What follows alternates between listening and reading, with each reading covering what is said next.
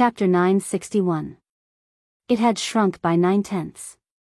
When the silver arrived, the two commanders were worried sick. The soldiers all knew that the emperor had given them 100,000 taels of silver as a reward. But with this amount of silver, how much would each person get after dividing it among the 200,000 soldiers? It was better not to divide this amount of money. But if they did not divide it, it would affect the morale of the soldiers. What should they do?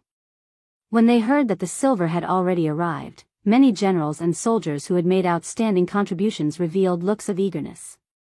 Helpless, the two commanders could only take out 10,000 taels of silver to reward those who had made outstanding contributions. However, many more people did not receive a single tael of silver. This caused many generals and soldiers to begin to complain, and the morale of the army began to fluctuate because of this. It was also at this time that Yeshin's counterattack arrived. First, outside disorderly Well City in the Hetao region, 200,000 cavalry suddenly appeared. The momentum was so great that when the news reached the ears of Yang Hong, he had a face of disbelief. How can this be? Yeshen only has so many soldiers. How can there be so many enemies appearing all of a sudden? This is definitely not possible. The roar was still ringing out in the tent when the scout general who had made the report was already half kneeling on the ground. Commander, it's not only the Walla cavalry that's coming, but also the cavalry of the Ili tribe, present-day Turpan. We've already merged with them. Right now, their vanguard is about to make contact with our vanguard. Commander, please make a decision quickly. When he heard that Ili division had also sent out their troops, Yang Hong fell back into his chair with a put-on sound. The situation was completely out of his expectations. Originally, he had many soldiers and generals. But now, everything had turned around. He had become the one at a disadvantage. In addition, when they were dividing the silver, many of the soldiers were still dissatisfied. With such morale, how could they fight against the enemy? Retreat to Helan Mountain and wait for reinforcements at Ningxia garrison. Yang Hong knew that time did not wait for anyone. He quickly gave the order. Retreating without meeting the enemy was because they did not have a proper plan. This caused the formation of the 200,000 Ming army to be messed up. Using this opportunity, the Walla and Ili division launched a frenzied attack. The Walla army that was surrounded in disorderly Well City also took the opportunity to kill their way out. Under the pincer attack, the Baiming army was defeated. More than 10,000 men died, 40,000 were captured, and many escaped. Even the 100 red coat cannons were lost. Only 10,000 men from the firearm unit retreated. When Yang Hong brought his army back to Ningxia garrison, the 200,000 men, only.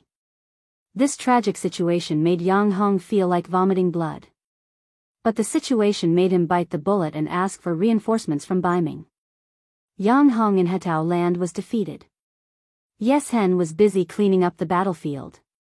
While catching the deserters and settling the prisoners, he also ordered General Kun Sa to lead 30,000 men towards Lang Mountain. He wanted to go through Lang Mountain and Yin Mountain to break the siege of Shajing City. But his real purpose was to attack the Baiming Xian Fu army there. After surrounding Shajing City for nearly 2 months, Shi Wanshan, who saw that the enemy had run out of food and was about to take down the city, suddenly received an urgent report from a scout. They had encountered too many defeated soldiers in front. They all said that Yang Hong was defeated. Now, Ili division's cavalry was heading towards the Shajing City. Arriving in front of the map, Shi Wanshan quickly determined that they would become the next target of Walla and Ili division's allied forces. Their military strength was not far below the enemy. Shi Wanshan had no choice but to give up on Shajing City that was about to be in his hands. He even gave up on Jingzhou City that he had just taken down and retreated to Sanbuchuan behind him. Shi Wanshan was very clear that Jingzhou City was a lone city.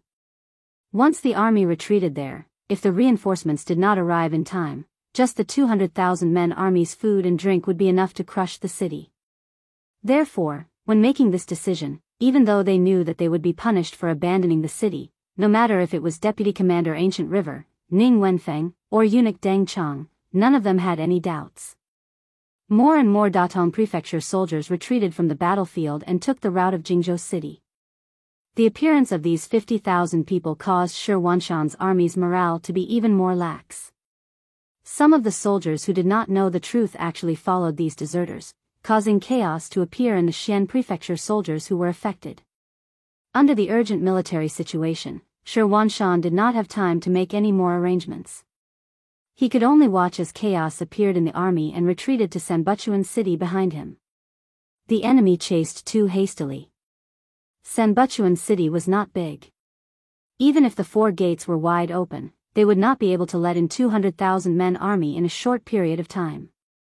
Many soldiers saw Kun Sa and his 30,000 steel cavalry chasing behind them. They had no choice but to give up on entering the city and head northeast. Their target was very clear. It was the largest city in the grassland, Shicheng. Many of them had heard of it before. It was a paradise for the Han people. As long as they went there, they could earn a lot of money and protect their own safety. 50,000 Datong deserters and 10,000 Xian Manor deserters who were affected, a total of 60,000 people were madly marching toward the first city. With such a huge commotion, the scouting troop naturally reported the news to Yang Qindong at the first possible moment and reported it to him. 60,000 young and able-bodied men. This is good stuff. Take them all. It would be a waste not to take advantage of a free opportunity. Yang Qindong would never give up such an opportunity. He ordered the logistics division to open a shelter between Mount Saihan and Tulu City. At the same time, he ordered the new army to go there and take charge of the security work. In addition to preventing these 60,000 deserters from causing trouble, there was another more important purpose. It was to prevent the cavalry from charging in. General Kun Sa chased all the way here. Other than picking up some weapons and supplies left behind by the Baiming soldiers on the way, he only captured 1,000 deserters. This made him very unhappy. When the army arrived at Sambulakwin, they saw that it was already heavily guarded. After seeing that the city tower was full of Baiming soldiers, Kun Sa, who did not bring any siege weapons, gave up on taking over the city. Instead, he continued to head north. He had his eyes on the 60,000 deserters. If he could intercept all of them and use them for his own purposes, it would be a great victory. Both sides had the same goal. The 5-star army and the Baiming forces met on the grassland at the same time. Hundreds of shelters had been built. The Baiming soldiers who escaped here could finally put down their worries. One by one, they lined up and entered to register in an orderly manner. They were ready to enter Shicheng and join the logistics division. Around them were more than 20,000 cavalry soldiers. It was the new army led by Tiger's man. Looking south from here, they could vaguely see the grassland cavalry army coming from afar. Kun Sa rode on his horse. Beside him were valiant warriors. Just as they were moving forward, the vanguard general and Keegan appeared in front of him on their horses. "General, there is a large number of 5-star army soldiers with the 5-star flag in front." 5-star army? The army of the Heavenly Khan? Another deputy general, Wu Liji, said. "General, before we came, General Yeshen repeatedly told us not to be enemies with the 5-star army." "Look. What are you looking at?" Kun Sa's face was full of disdain. As the generals of the Yili army, their territory was not connected to the 5-star army. What they knew and understood were only some rumors. Although this loyal duke of the Ming dynasty had many titles, such as the Heavenly Khan, the God of War, the Messenger of the Tingri Heaven, and so on, Kun Sa did not care about any of these. He only worshipped powerful strength. "How many people do they have?" "A lot. Maybe not as many as we do, but it's not much different," Keegan reported. If they don't have as many as we do, what is there to be afraid of? We chased these 60,000 Ming dynasty soldiers all the way here. We are about to get them, and now you want us to leave? How can there be such a thing in the world? How about this, Keegan, you go and talk to them. We won't make things difficult for them. Don't the Han people have a saying that when we meet, we will share half? Since that's the case, let them give us 30,000 prisoners and we will withdraw. Negotiate? But what if they don't agree? Keegan did not think that the other party would listen to him at this time. After all, no one would easily agree to take out the fat meat in their mouth. Don't agree? Then not only do we want these 60,000 people, we also want these 5-star army soldiers as captives. We also want to take them to the Shur city behind him. I heard that it is the largest city in the grassland. I really want to see it, Kun Sa said heroically. In the past, the Tatar tribe was suppressed by the great Khan of Tuachuo Buhua, so it was difficult for the Ili army to get their hands on this place. However, it was different now. Tuachuo Buhua was dead, and the Tatar forces had fallen apart. They also had a relationship with Yeshen. Now, there was no one who could suppress them. What was there to be afraid of? Furthermore, people had always said that the Han people were a bunch of herbivores. They valued Confucianism, which was the principle of being a person. It was said that the high officials in the imperial court were all led by these people. On the other hand, the military officers had a lower status. What was so scary about such a race and power? Perhaps as soon as his cavalry charged, these people would be frightened and flee in all directions, just like those Ming soldiers outside disorderly Well City. Didn't they flee when they saw them coming?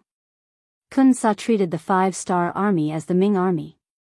This was his biggest mistake. After receiving the order, Keegan turned around and returned to the front of the army. Then, he led 50 cavalrymen and went straight to the camp of the new army. 3 miles in front of the camp, they were surrounded by hundreds of cavalrymen of the reconnaissance group. The commander, Ding Shan, rode on a maroon horse and appeared in front of Keegan at a steady pace, blocking the cavalryman's path. Chapter 962. Go, call your Duke of Loyalty out. I have something to ask him. Keegan rode on his horse and did not care about the cavalry that outnumbered him. Just like Kun Sa, he did not care about the great Ming dynasty's cavalry. When Ding Shan appeared, he originally wanted to ask the other party what was the matter and why they were here. He didn't think that she would be so arrogant, directly asking to see the 6th young master. She even had such an arrogant look on her face. His anger immediately flared up. Who was the 6th young master? In the hearts of the soldiers, he was like a god. In the eyes of some people, he was like a second parent. In the military camp, when you were angry or drunk, you could scold anyone. Even if you achieved outstanding military service, you could point at your superior and scold him for a while. At most, you could just apologize after sobering up and everyone would still be good brothers and comrades.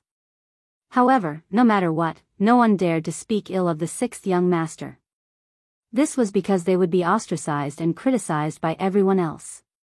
In the best case, they would immediately be discharged from active service. In the worst case, they would be punished or even beheaded in public.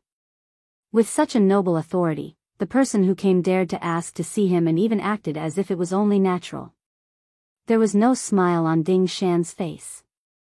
It was as if he did not understand. He asked again, "You want to see the Duke of Loyalty?"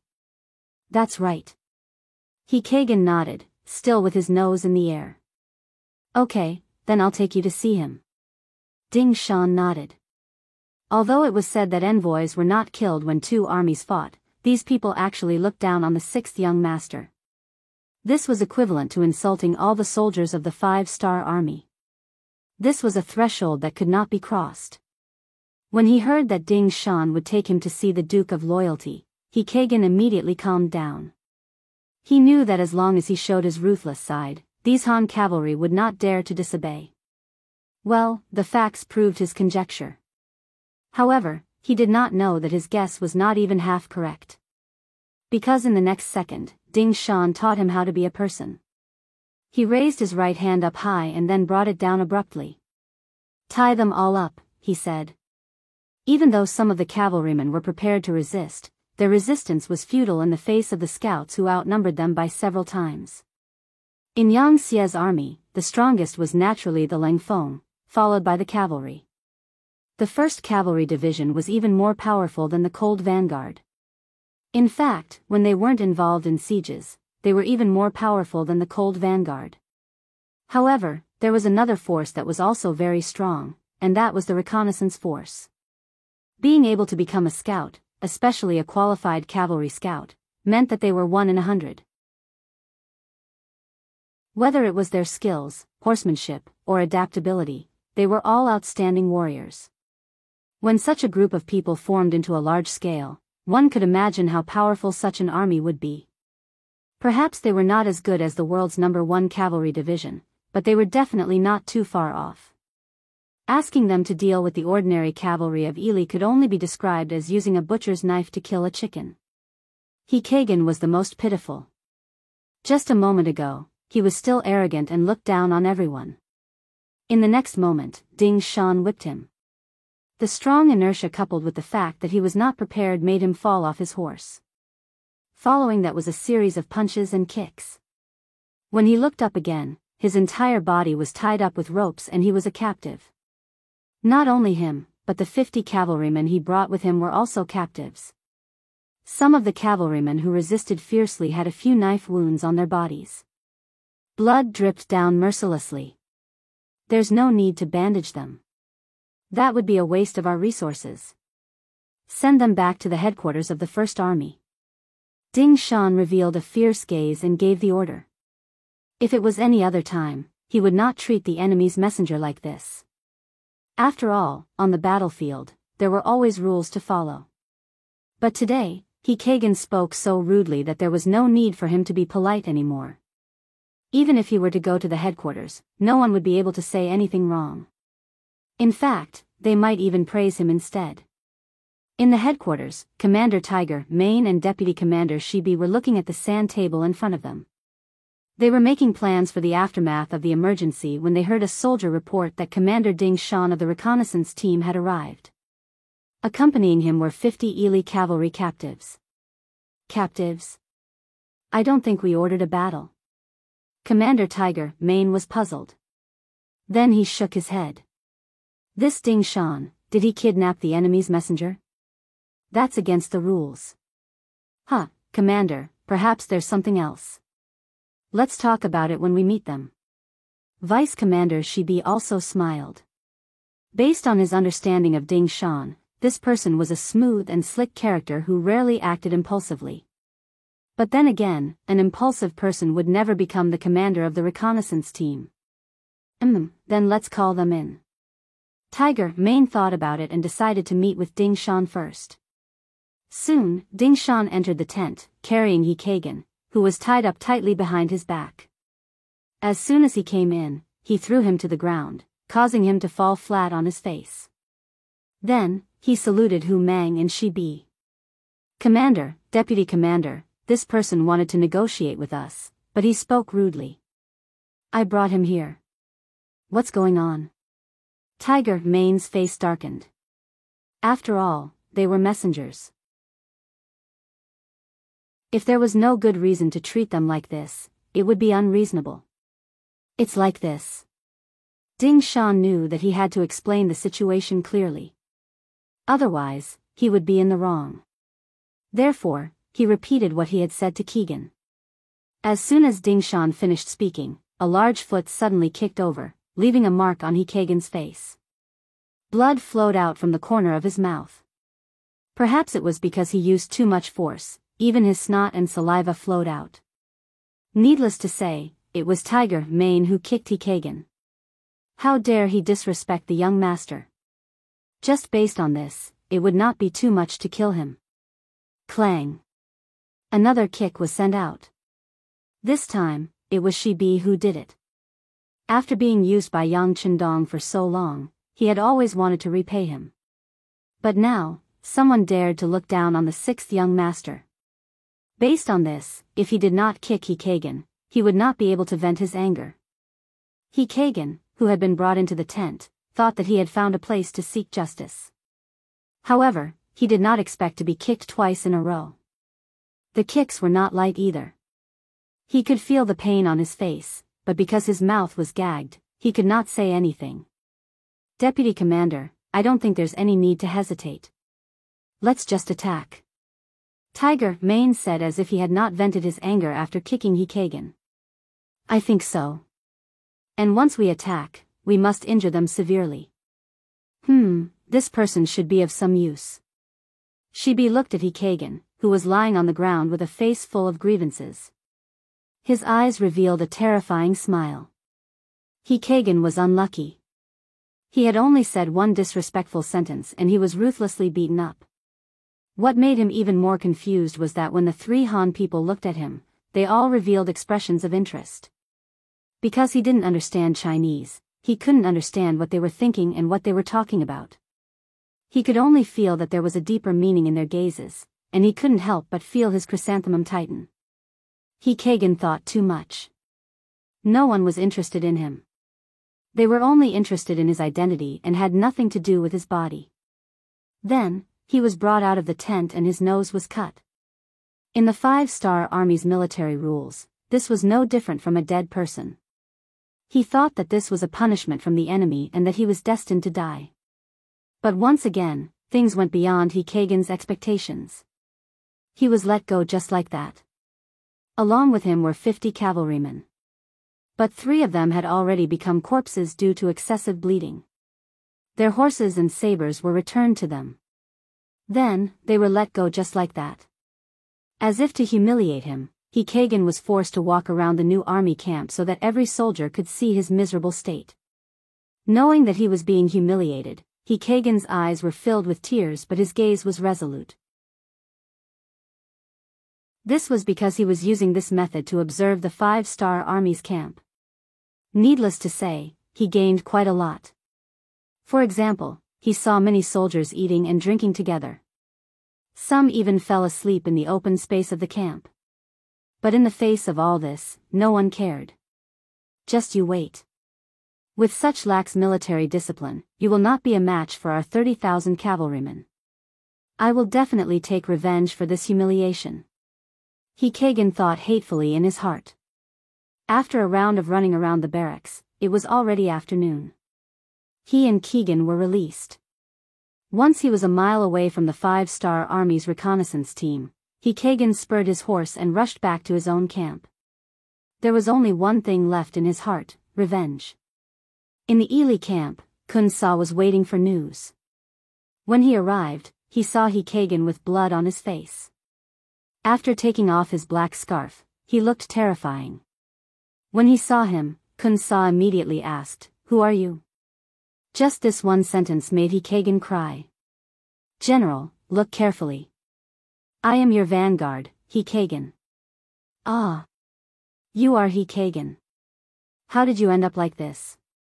Kun Sa was puzzled. He really could not understand. Hikagen was fine when he went out. How did he come back with a face covered in blood? He could not even recognize him. At that moment, Hikagen told Kun Sa everything that had happened to him. Of course, he did not exaggerate. In short, the 5-Star Army was too arrogant. They did not follow the rules at all and did not take their 30,000 cavalrymen seriously. Most importantly, their military discipline was very lax.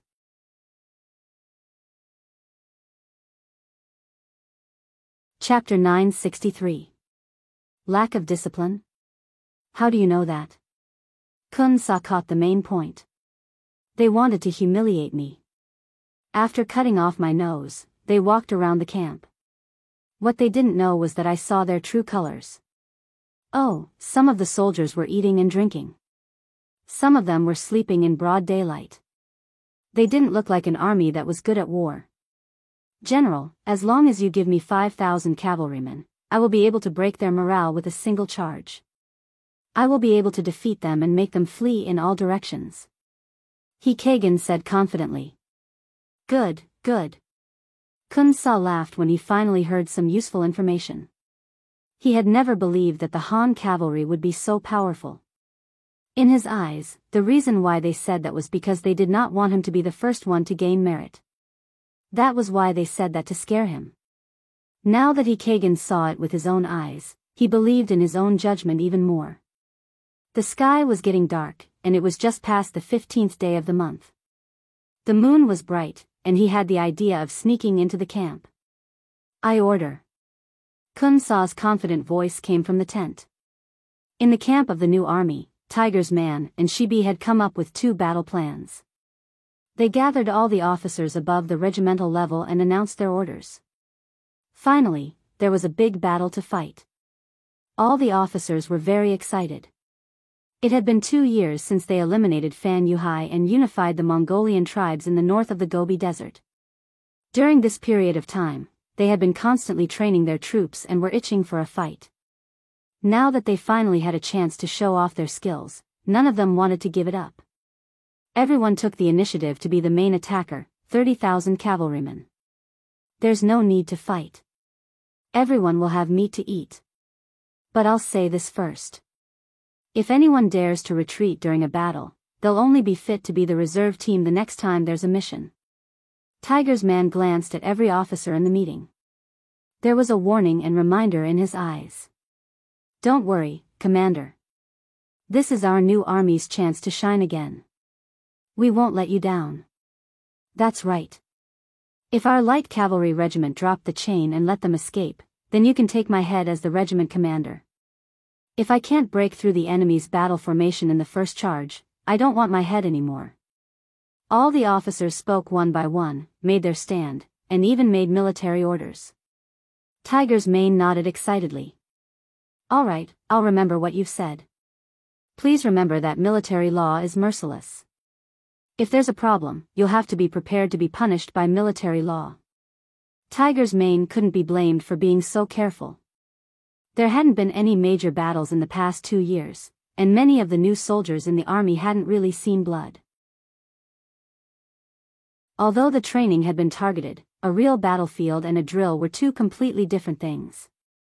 Any underestimation of the enemy could cause irreparable losses. In order to eliminate the enemy, she and the military staff made a total of 2 plans. The first plan was that if the enemy attacked the camp at night, they would beat them at their own game. The second plan was that if the enemy didn't attack the camp, they would charge at dawn. That was when the enemy's defense was at its weakest. The night came as expected. The moon hung high in the sky, shining down on the grassland.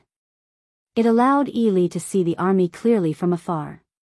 At the same time, their movements were perfectly captured by the scouts. They're here, they're here. They're really moving out. After the scouts reported the news to the military, Tiger's man rubbed his hands in excitement. However, when he heard that the enemy only had 5,000 cavalry, he couldn't help but reveal a disappointed expression. They only sent so few troops. It's not enough. Huh, Commander, don't worry. They're obviously looking down on us. Since that's the case, we just need to advance to the second plan. She seemed to have understood the thoughts of his opponent. He must have let Keegan slip around during the day to show his weakness. Since that was the case, he would let them know the consequences of trusting his own eyes. Yes, that's right. Tiger's man nodded heavily.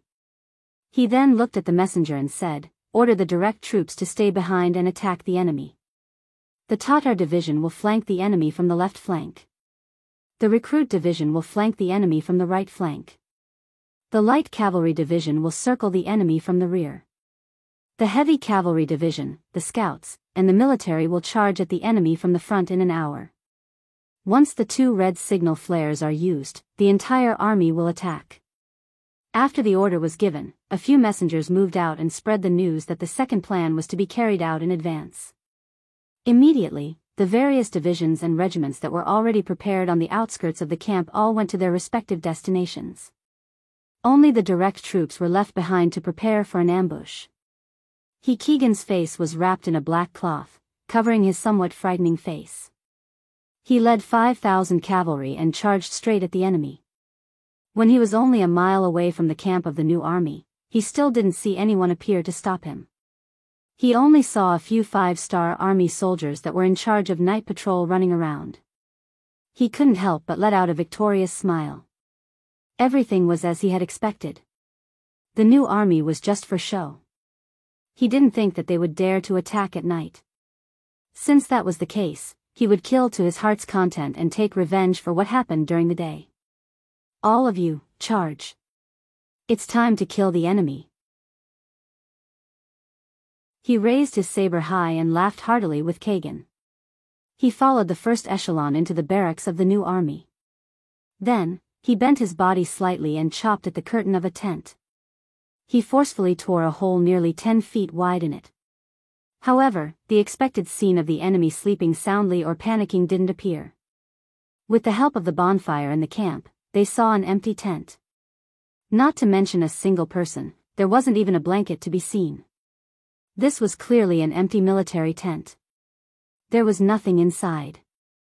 Just from this point alone, it was clear that no one had lived in it. One of the tents was empty. Kagan had a bad feeling about this, but he still continued to cut down a few more tents. Reality told him that there were no opponents in any of the tents, nor were there any items. At this moment, no matter how stupid he was, he knew that this was an empty tent. In other words, he had been tricked. Not good, this is the enemy's trap. Retreat. Seeing that his hopes were dashed, Kagan felt a chill run down his spine. Kagan shouted for the army to retreat. Even if they wanted to retreat now, it was clearly too late. Because right at this moment, countless cavalry suddenly appeared in the darkness around the large tent, each of them holding fiery bows. Under the loud shout of Commander Deng Yu, round after round of fire arrows flew through the air, landing in the midst of the 5,000 cavalry under the command of the Yi Li army. The flaming arrows were like meteors streaking across the sky, landing on the cavalrymen. One by one, the soldiers screamed, howled, fell off their horses, rolled on the ground, or galloped away aimlessly, knocking down their comrades one after another. Under the rain of fire arrows, the 5,000 cavalrymen's formation was thrown into chaos, drowning out Kagan's order to retreat. All units, charge. Deng Yu pulled out his saber after firing 3 arrows in a row. With a loud shout, he led the charge towards the surrounded cavalrymen. What followed was the sound of thousands of horses galloping from each camp. One side came prepared, while the other side was panicking. One side had high morale, while the other side had no will to fight. This was not a fair battle to begin with. After a few charges, the 5,000 cavalrymen of the Yi Li army were either dead or injured. The outcome was decided. In the main camp of the Yi Li army, one could vaguely see the flames of the new army camp a few miles away. Vice General Wu Liji smiled as he reported the good news to General Kun Sa. "General, it seems like Kagan has succeeded." I've already said that the Han cavalrymen are nothing to be afraid of." Kun Sa laughed as if everything was within his expectations. "General, should we do something too? Why don't I bring a group of cavalrymen to support them? After all, there are more than 20,000 enemies. Even if it's to capture prisoners, we'll need help." Wu Liji took the opportunity to say. Obviously, he did not want to see Kagan take all the glory and steal all the credit. Kun Sa knew what he was thinking. With 5,000 cavalrymen, capturing several times the number of enemies would not be difficult. However, as a general, he had to learn to be fair. Otherwise, he would not be able to convince his subordinates. Kun Sa nodded and said, "All right, I'm a little worried about Kagan. How about this, I'll give you 5,000 cavalrymen. Go and help them." "Thank you, General." Wu Liji placed his right hand on his left chest and bowed. He then turned and strode away.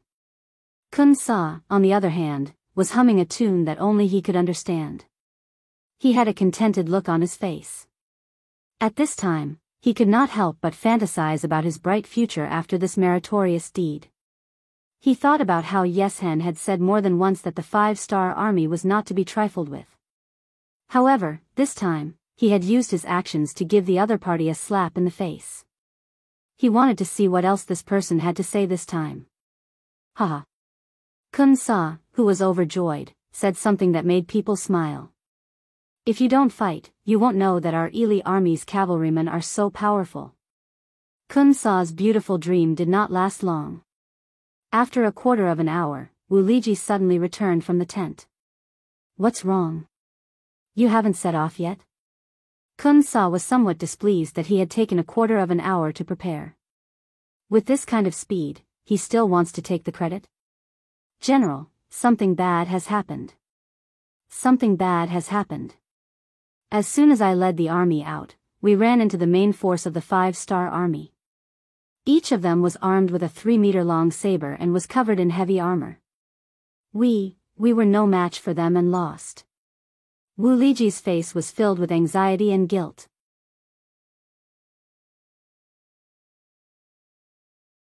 Chapter 964. Huh? What did you say? Kun Sa slammed the wooden table in front of him, his face full of anger. What the hell is going on? How can there be the 5-star army in front of us? Weren't they heavily injured by General Keegan? I don't know. Wu Liji shook his head. This time, he was not lying. He really did not know anything. As soon as the army came out, they bumped into the new army of heavy cavalry. Their equipment and combat power were not as good as the enemy's, so they were defeated in just one confrontation. How could they figure out what happened? Fortunately, Wu Liji did not need to explain anything. Scouts poured into the tent one by one. General, we found enemies on the left side of the army. General, we found enemies on the right side of the army. General, we found enemies on the right side of the army. What? What's going on? Where did so many enemies come from? Can anyone explain to me? With a face full of anger, Kun Sa slammed the wooden table in front of him several times. The wooden table was on the verge of collapse, as if it would collapse at any time. Following this shout, the tent was so silent that even a pin drop could be heard. Obviously, no one knew how to answer this question. This result was completely different from what they had expected, and it made them unable to think for a while. But the truth would answer everything. A flaming arrow suddenly shot into the main tent, and the flames rose. Soon, the tent was burned to a crisp, and the temperature in the main tent rose. Wu Liji also shouted, "Not good, the 5-star army is coming. General, quickly give the order to retreat." Retreat? Yes, retreat. After a moment of shock, Kun Sa gave the order to retreat. At this moment, he did not have time to think about why there were so many 5-star army in his camp. Now, he only thought about how to escape and save his life. 2 red signal flares were fired into the sky. Originally, only the 5-star army had entered the barracks. However, not long after, the 5-star army appeared from all directions. They held fire arrows and set fire to the barracks one after another, causing the horses to whine incessantly. Many of the cavalrymen in the Yi army couldn't even get on their horses. They were either shot to death, burned to death, killed, or captured. Fortunately, it was nighttime. Kun Sa and Wu Liji led 5,000 cavalrymen and charged in one direction. Eventually, they managed to force their way out. After losing 2,000 cavalrymen, they managed to break through the encirclement of the light cavalry regiment. The light cavalry regiment had always been known for their speed. Frontal clashes on the battlefield were not their forte. In the end, Commander Ma Xiangshan could only watch the enemy retreat and sigh loudly. The massacre in the barracks was still ongoing. The results of the new army's training in the past 2 years were proven on the battlefield. The soldiers raised their sabers, waved their arms, and demonstrated what they had learned in their daily training. They treated the living enemy cavalrymen in front of them as scarecrows on the training ground, repeatedly cutting them down. These new soldiers who had joined the battlefield in the past 2 years were already qualified in terms of organization, discipline, and individual qualities. Now, they only lacked actual combat experience to kill the enemy and see more blood. Tonight's battle made up for their shortcomings and gave them the opportunity to grow into qualified and even excellent soldiers. The battle lasted until noon the next day, and the Yi army was completely defeated. In this battle, they killed more than 6,000 enemies and captured more than 20,000 enemies. The new army's actual actions once again made a great contribution, and their reputation spread far and wide. Poor Kun Sa came with 30,000 soldiers, but when he escaped, he only had 3,000. Other than the war horses and the sabers in his hands, he left everything behind. It could be said that he was battered and exhausted. Reality gave them a solid slap in the face, and they finally realized that the Walla's yes-hen was right. The 5-star army was indeed not to be trifled with. Kun Sa led 3,000 cavalrymen and retreated like crazy. They retreated to Shajing City, which was 300 miles away. There, they met the Walla army, who had already occupied the city. Only then did they feel relieved. When they completely relaxed, Kun Sa's anger rose again. This time, although he was defeated by the 5-star army, he was defeated by the enemy's conspiracy. The two sides did not fight face to face, and this made him very unconvinced. Therefore, after a good night's rest, he went to see the Wara leader Yes-hen in Shajing City and expressed his intention to join the 5-star army in World War II. Compared to 6 years ago, Yes-hen had become a lot more mature, especially after Tuachuo Buhua was killed by him. The aura of a superior was even stronger. In the courtyard of the former Shajing City government office, Yes-hen met with Kun Sa. When he heard that Kun Sa wanted to send troops to inflict heavy losses on the 5-star army and avenge more than 20,000 of his soldiers, he did not refuse. Instead, he asked politely, "How many cavalrymen does General Kun Sa have now?" 3,000, but they are all elites, Kun Sa answered without hesitation. "Oh, only 3,000 cavalrymen? I thought General Kun Sa had 300,000 cavalrymen." After chuckling coldly, he suddenly roared, "I don't care what kind of status you had in the past. Right now, you are nothing more than a small general with 3,000 cavalry. Where did you get the confidence to speak to me like this? Men, throw him out of the courtyard." Yeshen's sudden change in attitude made Kun Sa's expression very ugly. He still wanted to struggle, but more than a dozen new soldiers rushed forward and lifted him up. They carried him out of the courtyard and threw him onto the street. It was also at this moment that Kun Sa remembered Yeshen's character. This was a man who only cared about benefits and benefits.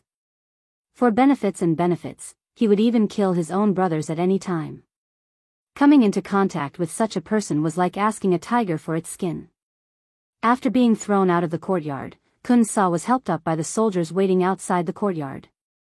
He then left with an angry look on his face. He left Shajing City and went straight to the rear. He had already received news that Ili's army was coming from the direction of Ili City, which was his real home. Someone told Yes-hen the news of Kun Sa's departure, but he was not moved. He had to admit that he was indeed afraid of Yang Chendong from the bottom of his heart. Unless it was necessary, he did not want to make an enemy of Yang Chendong. Kun Sa, with only 3,000 cavalrymen, wanted to ally with him. He would not do such a stupid thing. What he needed to think about now was how to drive Bai Ming's army out of the grasslands. For example, the nearby Sambulakwin would be his next target. Sambulakwin City. Shi Wanshan, the chief of the Xian Mansion, who had retreated in defeat, returned here with nearly 190,000 defeated soldiers.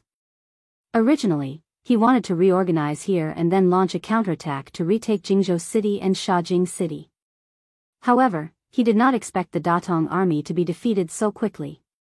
He was not ready yet, and Walla's main force was already in front of him.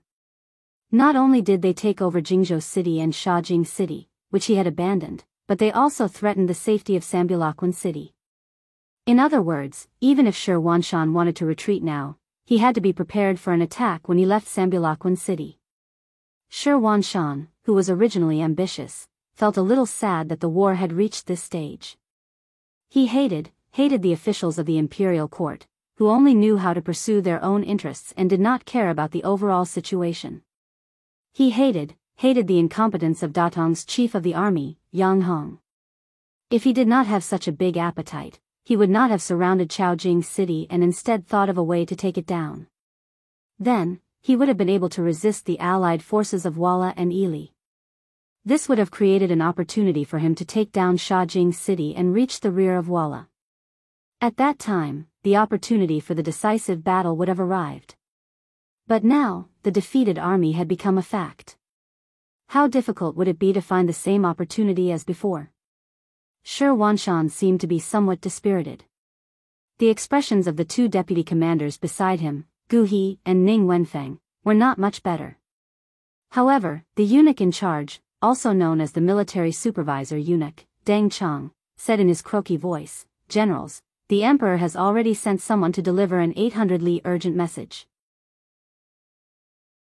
He said that the court is currently sending reinforcements. This time, with Governor Shi Hang as the leader, they will assist us and send troops to the grasslands. Our current mission is to defend Sanbuji River. We have to be like a nail nailed into this place. If we dare to retreat, we will be punished according to military law." After saying this, Deng Chang could not help but let out a sigh. Although he didn't know much about military affairs, he knew how difficult it was for a lone city to defend until reinforcements arrived. In history, there might be people who relied on a city and defended it for half a year or even longer. But without exception, those who defended it were all big cities with enough provisions to last them for a long time. In contrast, Sambulakwin did not have such conditions. The city walls were low, only about 20 feet high. Scaling ladders could easily be placed on top of the city walls. The provisions in the city were not sufficient, and even the water supply was not enough to satisfy the needs of the army. Under such conditions, it would be a big problem for anyone to defend it. Report. While the four of them were still hesitating about what to do next, a scout suddenly came to report that 30,000 soldiers had defeated the Five-Star Army. The main general, Kun Sa, only managed to escape with 3,000 soldiers. When the news came out, Shi Wanshan and the other three generals' expressions became even more complicated. In contrast, the Five-Star Army had won a great battle, but they had just suffered a great defeat. This stark contrast made them even more depressed and anxious. In the silent room, the deputy chief, Ancient River, suddenly said, "The Five-Star Army has fully grown. Even if we can defeat the Walla and the Ili one day, how are we going to deal with the Five-Star Army? Who is their opponent?"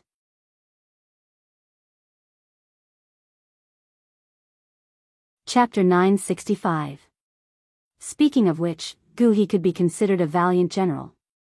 Among the 200,000 soldiers of the Xian mansion, even Shi Wanshan was slightly inferior to him. Usually, he was the one who shouted the loudest, as if he didn't put the heroes of the world in his eyes. But now, he actually asked this question. This was enough to show that he was a little afraid. Ancient River's words made the originally quiet room seem even quieter. Shi Wanshan and Ning Wenfeng didn't say anything. They didn't know what to say or how to answer this question. Only Deng Chang, the eunuch, suddenly said after a moment of silence, "General Ancient, what do you mean? Could it be that you're afraid?"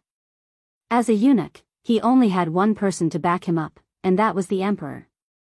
Anyone who disobeyed him would become his enemy. It was only because they were on good terms that Deng Chang normally didn't dare to say such things. If it was anyone else who dared to say such things, Deng Chang probably would have already called for soldiers to arrest them. "I'm afraid? What a joke. On the battlefield, when have I not led the soldiers? I'm just talking about something we'll have to face sooner or later."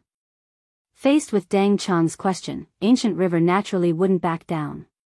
In the face of a great enemy, if there was any internal strife, the situation in the city would be even worse. As the commander, Shi Wanshan finally opened his mouth and said, all right. These are just private words. They can't be taken seriously. We should think about how to deal with the current situation and how to deal with the Walla cavalry. The emperor has already said that we can't lose Sanbulachuan. Otherwise, we'll be punished by military law. Since it's like this, if you don't want to die, quickly come up with a plan. It's not easy to defend. Without enough provisions, the morale of the army will fall into chaos as time goes on. Ning Wenfeng, who was famous for being a wise man, shook his head. "We can have Tala think of a way to supply us with provisions. Also, this place isn't far from Datong Prefecture. We can think of something from there." Deng Chang also suggested. After following Shi Wanshan for so long, he wasn't a complete novice when it came to military matters. He more or less had some common sense. Datong Prefecture? He. Hearing this, Ning Wenfeng shook his head. Right now, their main force has retreated to the Ningxia Guard. They must be scared out of their wits. It's impossible for them to support us. I fear that they don't even have the courage to open the city gates. As for Toulouse City, we can order them, but once we leave, there aren't that many guards left there to begin with. It's already not bad for them to be able to defend the city. They will be able to hold on. Duke Zhongdan won't let anyone take Toulouse and threaten the Han people. Shi Wanshan interjected with certainty when this topic was brought up. This was also what he was not worried about. Perhaps the emperor had also seen this point. Otherwise, he would not have ordered them to defend Sambulaquan to the death. Instead, he would have ordered them to retreat to Toulouse City. Regardless of how great of a threat Yang Chendong was to all sides and how fast his power rose, there was one thing that was not wrong. He had taken care of the great Ming people, or rather, the Han people. This situation was seen by everyone. Since this was the case, with his temper, there was no reason for him to allow Toulouse City to be attacked. On this point, even Shi Wanshan was full of admiration for him. When it came to Yang Chendong, Ancient River interjected, "Hey, do you guys think we can have someone send a letter to the Duke of Loyalty and ask them to transport supplies for us? Others might be afraid of the Walla and Ili allied forces, but the 5-star army shouldn't be afraid. Is that okay? The 5-star army doesn't have many troops in Origin City. Do they have this kind of ability?" Deng Cheng also heard the interest and asked. "Don't think about it. It's impossible."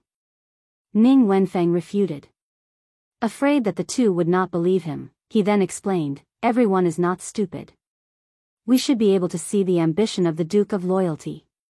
In the future, there will be a day when we will become enemies. Since we are enemies, it would be good if they don't step on us when we are in dire straits. How can they support us? Besides, do we have money to pay them? If I remember correctly, the Emperor still owes the Duke of Loyalty 11 million taels of silver." As Ning Wenfeng spoke, the expressions of Shi Wanshan and the others constantly changed. Especially the eunuch Deng Cheng, his expression was very unsightly. After all, his master owed the other party money and was not firm in his words. He was only a small chess piece in his master's eyes. What else could he say?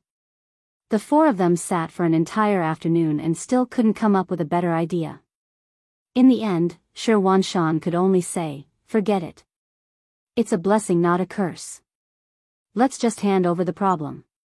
Since the Emperor wants us to guard here, there are some things that can be solved with help. Otherwise, we can't blame anyone if we can't defend the city. By the way, I have to trouble Eunuch Deng with this matter. You know the situation in the city. The army can only eat for 20 days at most. After 20 days, I'm afraid the city will collapse. This eunuch knows.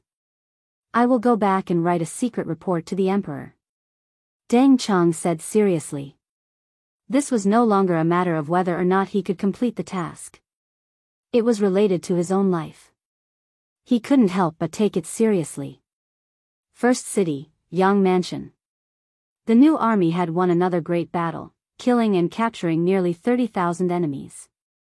The news of victory was sent to Yang Chendong. He just glanced at it and put it aside. This was within his expectations. If the new army couldn't defeat the enemy, then it wouldn't be called the new army. Ili underestimated the enemy, so it was only a matter of time before they were defeated. He wasn't worried. What he needed to consider now was the changing situation in front of him and what he needed to do.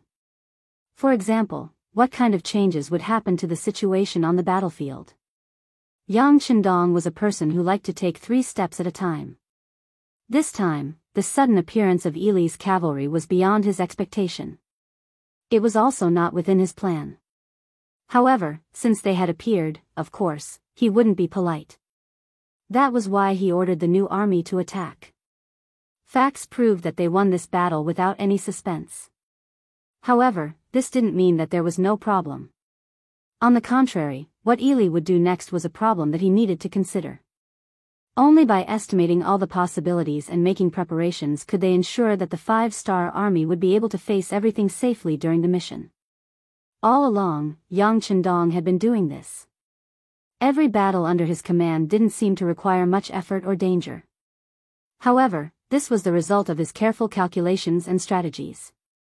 Otherwise, even if he had weapons that were a few hundred years ahead of this era, he wouldn't be able to achieve such great results in such a short time. Then the problem appeared. What would Ili do next? Would he choose to swallow this loss silently or send out a large number of troops for revenge? 4 years ago, he left Baiming's capital in the name of returning to his hometown to pay respects to his ancestors. He left to help the Southern Ming Empire deal with the Yellow Bandits. Since then, he had started his own journey. The only difference was that the farmers earned grain, the merchants earned money, and the politicians earned reputation. What he earned was merely a country. To build a country, it wasn't as simple as fighting and killing. Wasn't there an old saying that went, "It's easy to conquer the world, but hard to defend the world"? How to manage these territories well and use them well was the time to show one's true ability. Fortunately, with the experience of the later generations and some of the goods in the warehouse, he was able to create a lot of value. With money, it was easy to do things, and the territory he conquered was stable. But after all, his foundation was too weak, so the local management couldn't keep up with the pace of his expansion. Just like now, he could command his troops and had the ability to conquer more territory, but how to defend it had become a big problem. For example, the territory in front of him wasn't small, and it was vast but sparsely populated. Once he defeated the enemy's main cavalry, it wouldn't be difficult to occupy it. Similarly, because the territory was vast but sparsely populated, the number of civilians needed was really difficult for him. In other words, he had the ability to defeat the enemy, but he didn't have the strength to occupy the enemy. Even so, now was the time to occupy Ili, which meant that it wasn't the time to fight the enemy. "Sai, I used a lot of effort to defeat the enemy, but I can't ask for any benefits. It's really not interesting." With a sigh, Yang Chendong called Beta Persei. He wanted to send a message to the Mabe army thousands of miles away and ask them to do something. Yang Chendong was calculating. He needed time to accumulate enough strength, such as excellent management personnel after occupying a piece of land, the people who needed to move in and out, the development of this area in the future, what kind of factory to build, what kind of sunshine to point to for the people, and so on. Like him, Baiming was also calculating. In the capital of Baiming, the ministers reached a consensus at the court meeting. Sanbu Luchuan must be defended. Only in this way could they give Governor Shiheng enough time to prepare for a big battle with Walla on the grassland and win the final victory. The consensus was reached, but the situation in Sanbu Luchuan was there. The city was not big, the city walls were not high, and the food and water stored inside were very limited. With such a medium-sized city, it was impossible to stop the combined forces of Walla and Nili Ali. Commander Shi is a general who can fight. The Battle of Xian Mansion and the Battle of Toulouse City have proven his ability. Now he has nearly 200,000 troops in his hands. As long as the provisions can keep up, there shouldn't be a problem to defend the city. At the court meeting, Minister of War Yi Ming stood up and expressed his opinion. Yi Ming's words attracted the silent support of many other ministers. But then Minister of Works Shi Pu stood up. Minister Yi is right, but the key problem is how to guarantee the provision on time.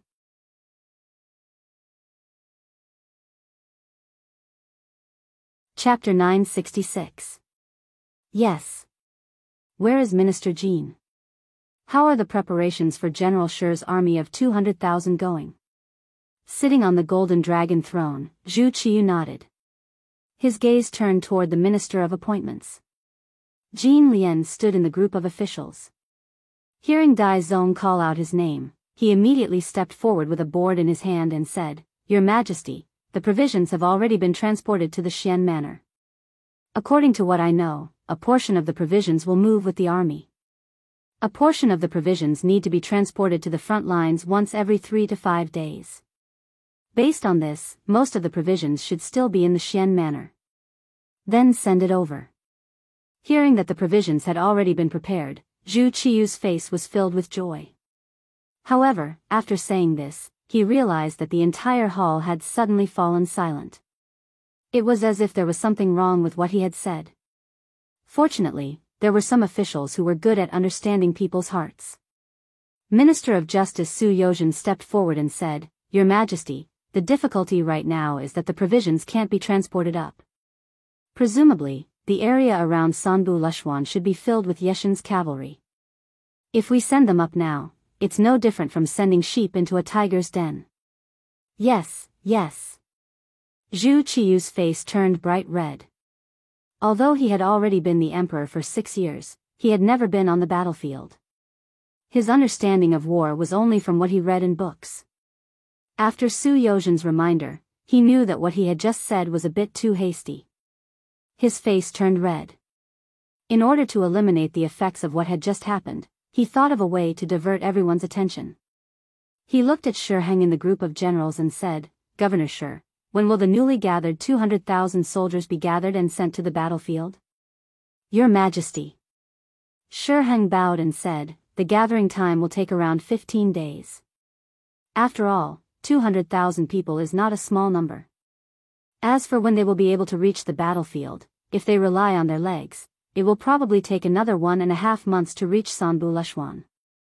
However, if I work hard, 2 months should be enough." 2 months? This answer caused the officials who were participating in the court meeting to whisper to each other and discuss spiritedly. If it really took 2 months, Sanbuchuan might really fall. If that was the case, the 200,000 soldiers in the city would be devoured. This would undoubtedly be a heavy blow to Baiming's military strength. On the dragon throne, Zhu Qiu shook her head. "I'm afraid 2 months won't be enough. How about this, if anyone has any way to transport the provisions to Sanbu Lushuan, feel free to share it." This, the ministers couldn't help but shake their heads like rattledrums. To break through the formation of the Walla cavalry and transport so much grain into the city, there was only one word to describe it: difficult. After waiting for a long time, no one came forward to provide advice. This made Zhu Qiu very angry. Normally, all of them would claim to be patriotic ministers and would love to dig out their hearts for him to see. Or perhaps he was more capable than Guan Zhong and Yu Yi. However, when faced with a difficult problem, all they did was shake their heads. How could Zhu Qiu not be disappointed? After a while of discussion, the hall became quiet again. It was clear that no one had thought of a better idea. Seeing the reaction of the ministers and thinking about the fiery military situation ahead, Zhu Qiu couldn't help but get angry. She slammed her hand on the dragon table and asked loudly, "My dear ministers, you are all the smartest and most capable people in the world. Don't tell me that even you don't have a better idea?" These words made the old ministers blush. However, there were some thick-skinned ones whose faces didn't change. To them, what they learned was how to govern the world and how to govern the country with benevolence and righteousness. It wasn't some military book. It had to be said that this was the so-called Confucianism. It was just a theory within a theory. The more one read, the better one could write some good articles.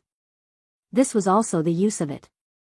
They could pass the imperial examinations and obtain the qualifications to become an official. Then, they would slowly waste their time and accumulate experience. Finally, they would become the so-called minister who governed the country. With such people, it was no wonder that the common people lived in an abyss of suffering. The hall was still silent. Zhu Qiu's expression became more and more unsightly. He once again felt a sense of isolation and helplessness. He once again understood what it meant to regret not having enough help when it was time to use it. In the moment of silence, a voice suddenly sounded. Dressed in a second-rank official's robe, Minister of Justice Su Yozhen stepped out of his office and said, "Your Majesty, actually, if you want to transport provisions to Sanbuchuan City, it isn't that troublesome. As long as one person is willing to agree, this matter is simple." Someone stepped out. This already made Zhu Qiu very happy. The person who stepped out even thought of a solution. Zhu Qiu immediately asked, "Beloved Minister Su, do you have a good idea? Quickly say it." Among the officials, the Minister of Rights, Hu Shao, had been standing there with his eyes closed. When he saw Su Yozhen step out, his originally unconcerned expression instantly changed. His brows couldn't help but furrow together, but then slowly relax. Yang Chendong had already told him that Su Yozhen was also a person of the same path. However, in these past few years, the two didn't have much contact. Perhaps it was because they didn't feel at ease with each other. They only silently cooperated with each other on some matters. If they could cooperate, they would also silently support each other in private. Hu Shao naturally understood Su Yozhen a little. He was smart, discerning, able to see the situation clearly, and had smooth and slick methods. However, him stepping out at this time was still out of Hu Shao's expectations.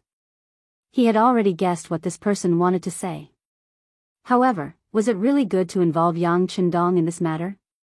The opponent this time was the allied cavalry of the Walla Cavalry and the Ili Cavalry. Did the five-star army really have the strength to stop them? However, with Su Yozhen's personality, he rarely fought a battle that he wasn't confident in. Could it be that he had received Yang Chendong's secret order and wanted to take the initiative to participate in such a big event to share some benefits, or was it all his own idea? While Hu Shao was still guessing, Su Yozhen had already stepped out. He crossed his arms and said, "Your Majesty, if you want to resolve this situation, the only way is to ask the Duke of Loyalty. There is no other way." The Duke of Loyalty?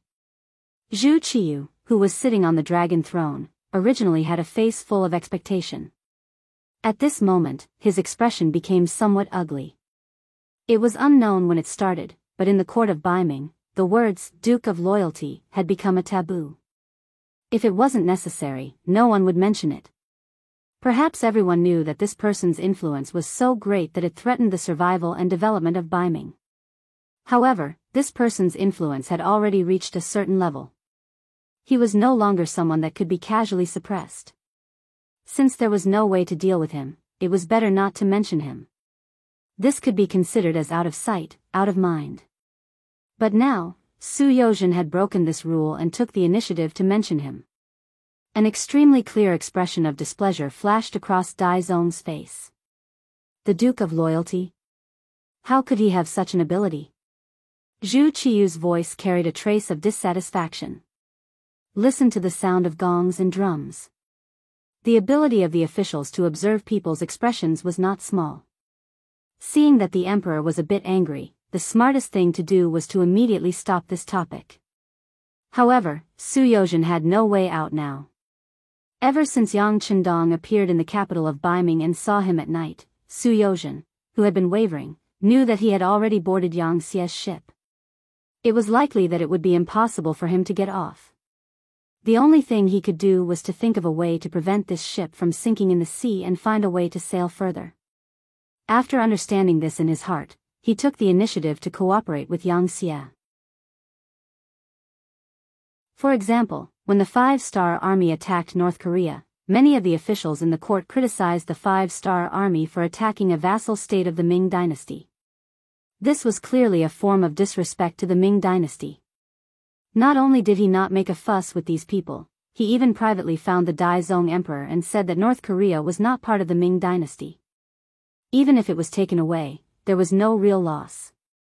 It would be better to use this opportunity to ask the Five-Star Army for some warhorses. After all, strength was the way of the king. As long as he had enough strength, he could take back what he lost sooner or later. It was Su Yozhen who came up with this idea. He originally wanted to reprimand the Five-Star Army and even the Daizong Emperor who sent troops from Liaodong to support North Korea. He thought that compared to the vassal state being captured, it was more important to strengthen oneself. After all, North Korea was not the first vassal state to be captured.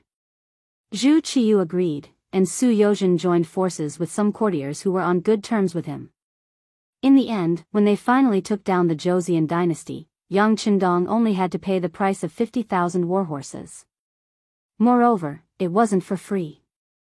It was a loan to the Northern Ming dynasty, which had to be converted into silver and returned in the future.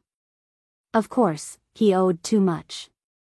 It was hard to say whether he could pay it back, but at least he owed money in name. The Five-Star Army actually captured North Korea in such a short period of time. This matter also made Su Yozhen have a further understanding of Yang Chendong's strength and understanding. After all, it was just some small countries in the south. It could be said that the barren land was occupied, and its influence was far from being so big. Then how powerful was the Five-Star Army? Su Yozhen had an idea. If possible, he wanted to go to the grassland's first city to take a look.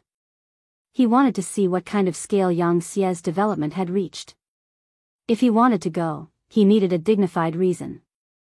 Now that Sanbutuan was surrounded and in danger, he saw this as an opportunity. Su Yozhen stood up and spoke to the emperor.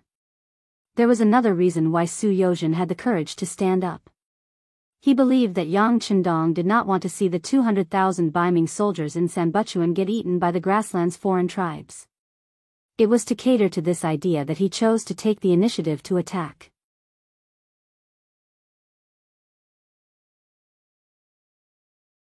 Chapter 967. Your Majesty, Sanbulachuan is not far from the first city. Since the Duke of Zhongwei can gain a foothold there, he must have military strength as his backing. If we can ask him to help, it shouldn't be a big problem for him to only transport grain and not help in the war. Su Yozhen stood up and said in a guessing tone. The important thing was that he emphasized one thing, which was that Yang Chendong would not help Baiming. He would only help to transport the grain. He said this in order to stop Zhu Qiyu's mouth and make things clear first. It might be possible to help transport the grain, but helping Baiming to fight the Wara was not worth mentioning. Because this was not Yang Chendong's intention. Originally, when Zhu Qiyu heard Yang Chendong's name, he had such an idea and asked the Duke of Zhongwei to send troops to help. Your title was given to you by the Great Ming Dynasty. Now that the Great Ming Dynasty was in trouble, it was not too much to ask for your troops. But when he heard Su Yozhen's words, he knew that he might have thought too much. However, he still wanted to try harder. After all, if Yang Chendong was really willing to participate in the war, whether they could win the war or not, at least they could get someone to share the firepower. But before Zhu Qiyu could speak, Governor Shiheng had already stood up. He cupped his fist and said, Your Majesty, Minister Su's words are very reasonable. The Duke of Zhongwei can help us transport the grain. As long as we defend Sanbulachuan for 2 months, our army will arrive. At that time, the situation will be completely one-sided. At that time, our army's victory will be expected, and our Baiming army will not need any help. Shiheng suddenly stood up, not because he had discussed it with Su Yozhen in advance. He just didn't want Yang Chendong to take advantage of it. In his eyes, Baiming's army was powerful and invincible. One day, even the Duke of Zhongwei and his Five-Star Army would be trampled under his feet.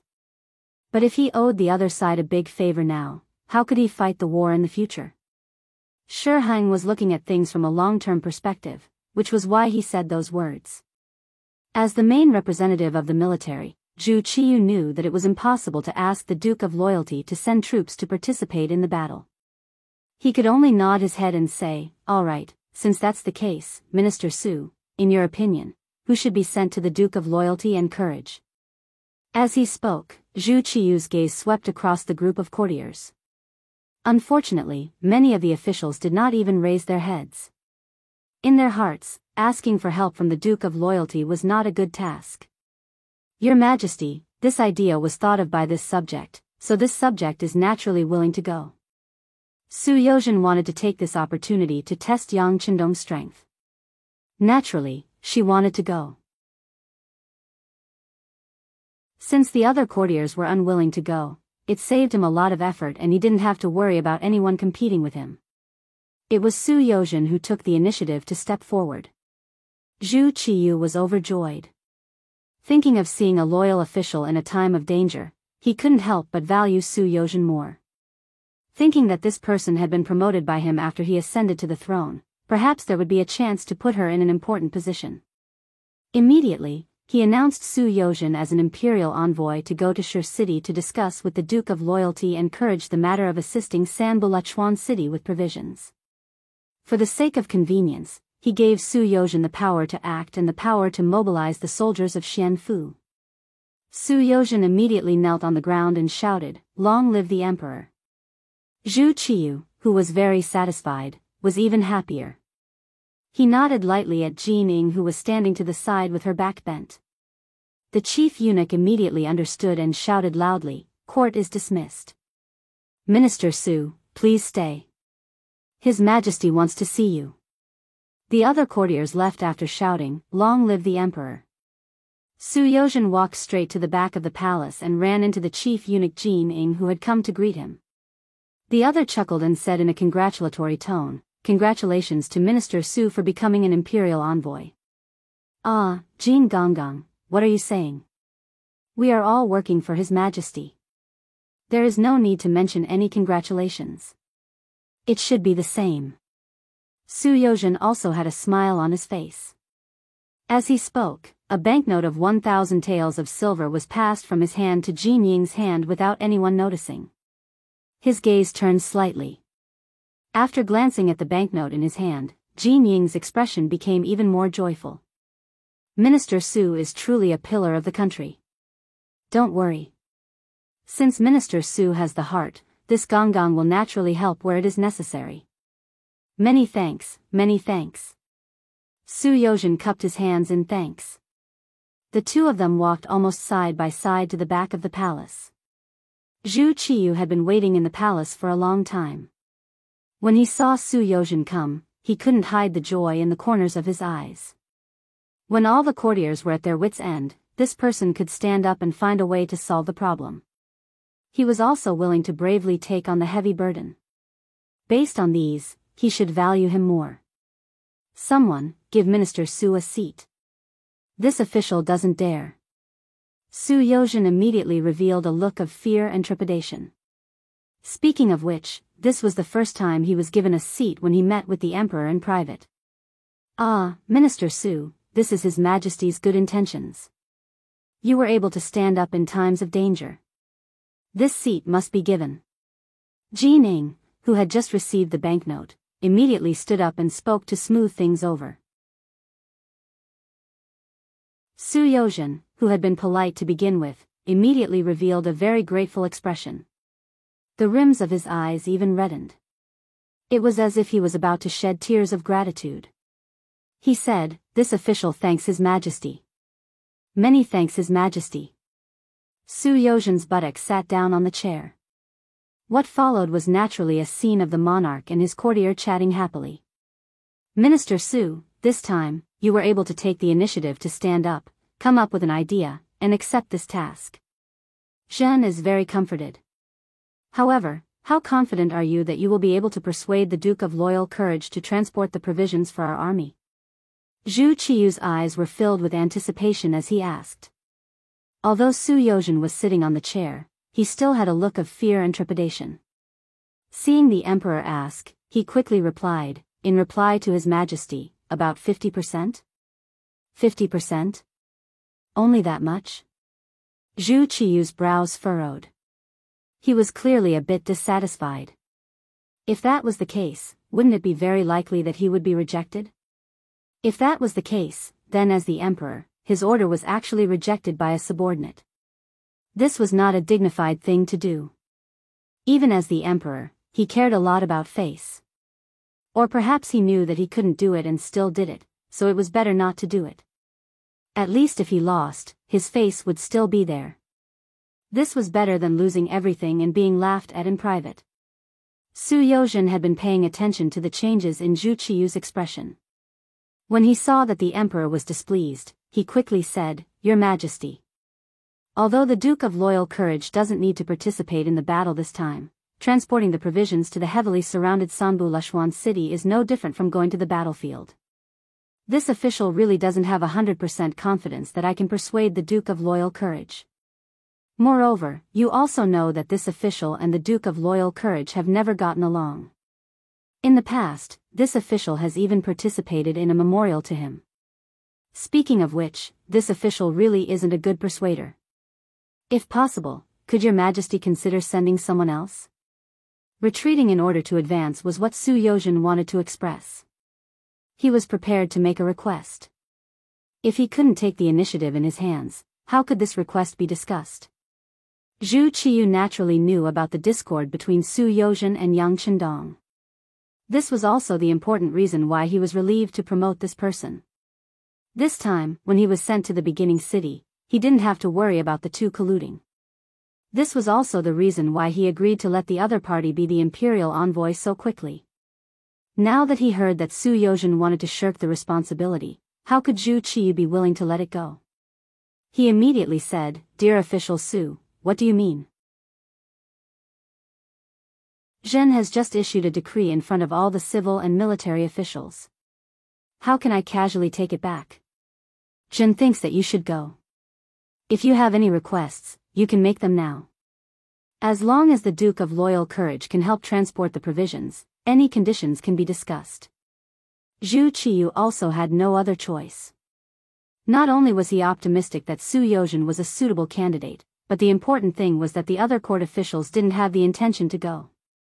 Even though he was the emperor and could make a decision at will, no one dared to refuse when he asked the court officials to go. But what good result could there be if they were forced? If they messed up the task, then there would be no medicine for regret. On the other hand, Su Yozhen was the one who came up with the idea, thought of the method, and recommended himself to go. Presumably, he was mentally prepared.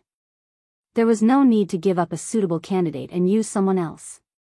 Zhu Qiyu agreed to raise conditions and requests. Su Yozhen was waiting for this sentence. He immediately stood up, clasped his fist, and said with an incomparably solemn expression, "I have a way to guarantee that the Duke of Loyal Courage will send troops to transport the provisions." Guarantee?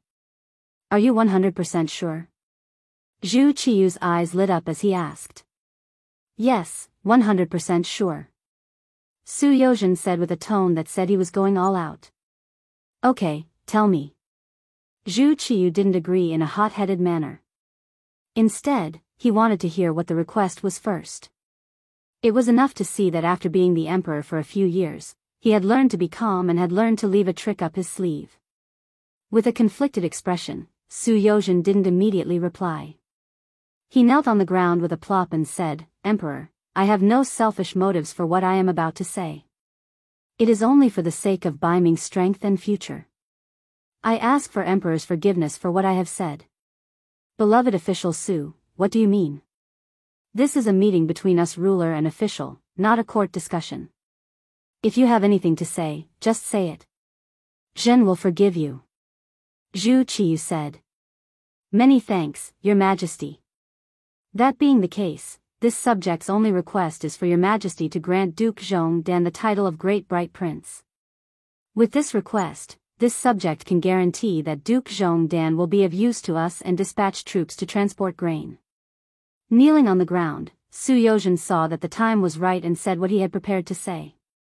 Although Zhu Qiyu had made some preparations, he knew that he had to pay a price if he wanted to reach 100% from 50%.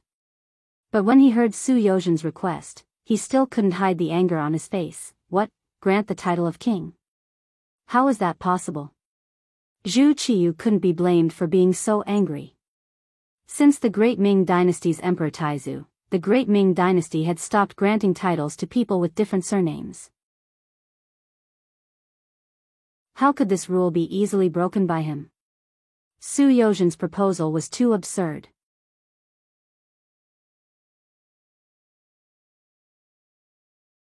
Chapter 968. Zhu Qiyu was angry, but Su Yozhen was not afraid.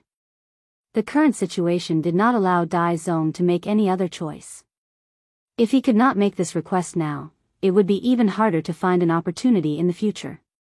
Thus, he did not immediately speak. Instead, he looked at Jining beside Zhu Qiyu. Since he had taken his money, it was time for him to speak up for him. Jining, who had only taken 1,000 taels of silver, was furious. Originally, he thought that Su Yozhen was going to be put in an important position. It would be beneficial for him to have a good relationship with him. In addition, there was money to be taken. Wasn't this the best of both worlds? But now, this daring Su Yozhen actually proposed to make Yang Qindong Wang. This was something the emperor would never agree to. How did he have the guts to say this?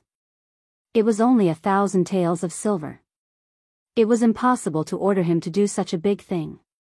At this moment, he kept his mouth tightly shut. He had even thought of returning the 1,000 taels of silver to Su Yozhen when he sent her out. The emperor did not speak. Jining also did not speak. Su Yozhen simply knelt on the ground and did not speak. For a moment, the rear hall was silent. You could hear a pin drop. After a full quarter of an hour, Zhu Qiyu saw that Su Yozhen did not speak. He did not admit his mistake and did not take back his request.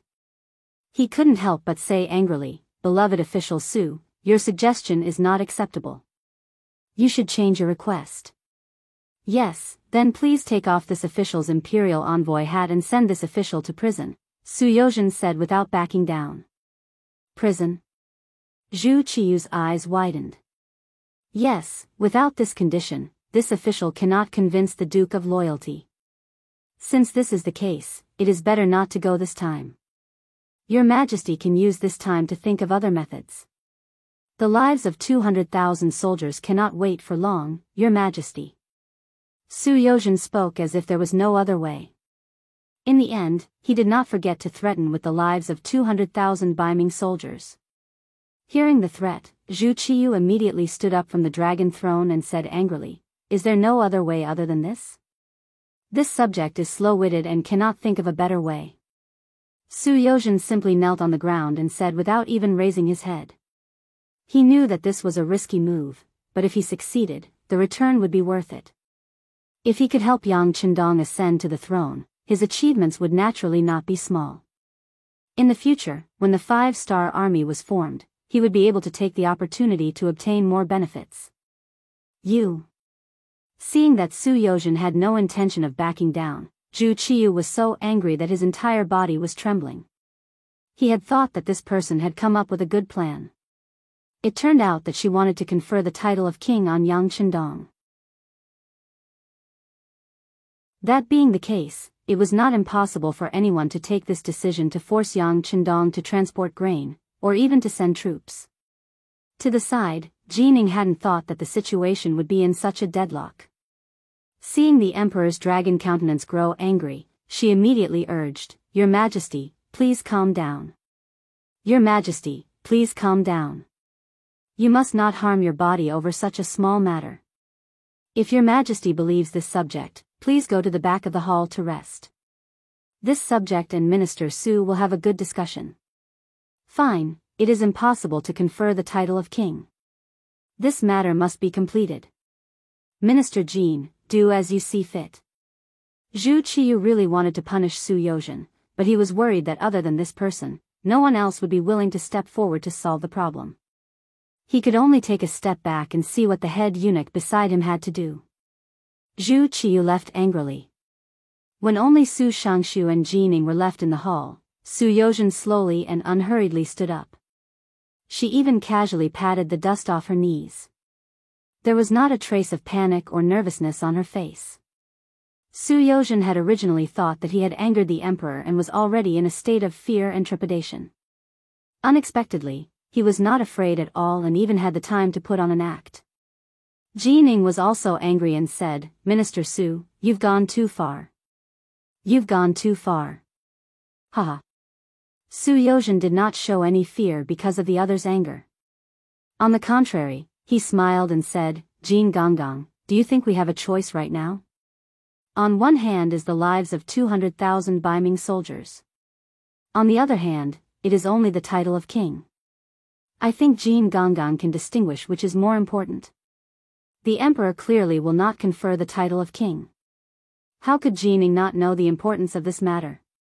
But when he thought of Zhu Qiyu's attitude, he still spoke truthfully.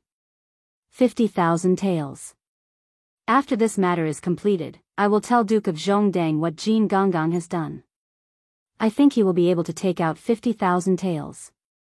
Su Yozhen did not wait for Jining to continue speaking and had already given a good price. This price stunned Jining. Then he said with a suspicious expression, "Could it be that Minister Su is one of Duke of Zhongdang's people?" Huh, what a joke. Su Yozhen's expression did not change and his heart did not skip a beat. Everyone knows what I have done to Duke of Zhongdang in the past. How could I be one of his people? This minister only thinks that this should be what Duke of Zhongdang wants. When the time comes, taking the opportunity to ask for some silver taels should not be excessive. Duke of Zhongdang is rich. I think many people know this. This explanation temporarily dispelled Jin Ying's misgivings. When he thought about it, it was true. Yang Chendong had wanted the title of king for a long time. This was something everyone knew. Su Yozhen was just using his title. But when he thought of the emperor's angry expression just now, he said inwardly, the matter of being conferred the title of king is not a child's play. I'm afraid the emperor will not agree so easily. 100,000 taels. Once again, Su Yozhen took the initiative to raise the price. This time, there was a trace of seriousness in her tone. This is already the upper limit. I'm afraid that even if this minister personally makes a move, I can only obtain this from Duke Zhongdan. I have given my own share to Duke Gong. If it really doesn't work, then there is no need to discuss anymore. If the emperor is angry at me because of this, then this minister will accept it. Once I leave the palace, I will go to the prison and not trouble others. The benefits doubled again, reaching 100,000 taels of silver. Ji Ning, who had already been moved, was completely defeated by the money. His expression changed again and again.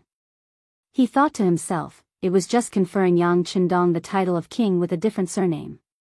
It was not like he was handing over the country to him. He could get 100,000 taels of silver. That was half of his wealth. At the same time, he could solve the emperor's problem. Why not? Ji Ning did not immediately speak. After Su Yozhen saw this, he knew there was a chance.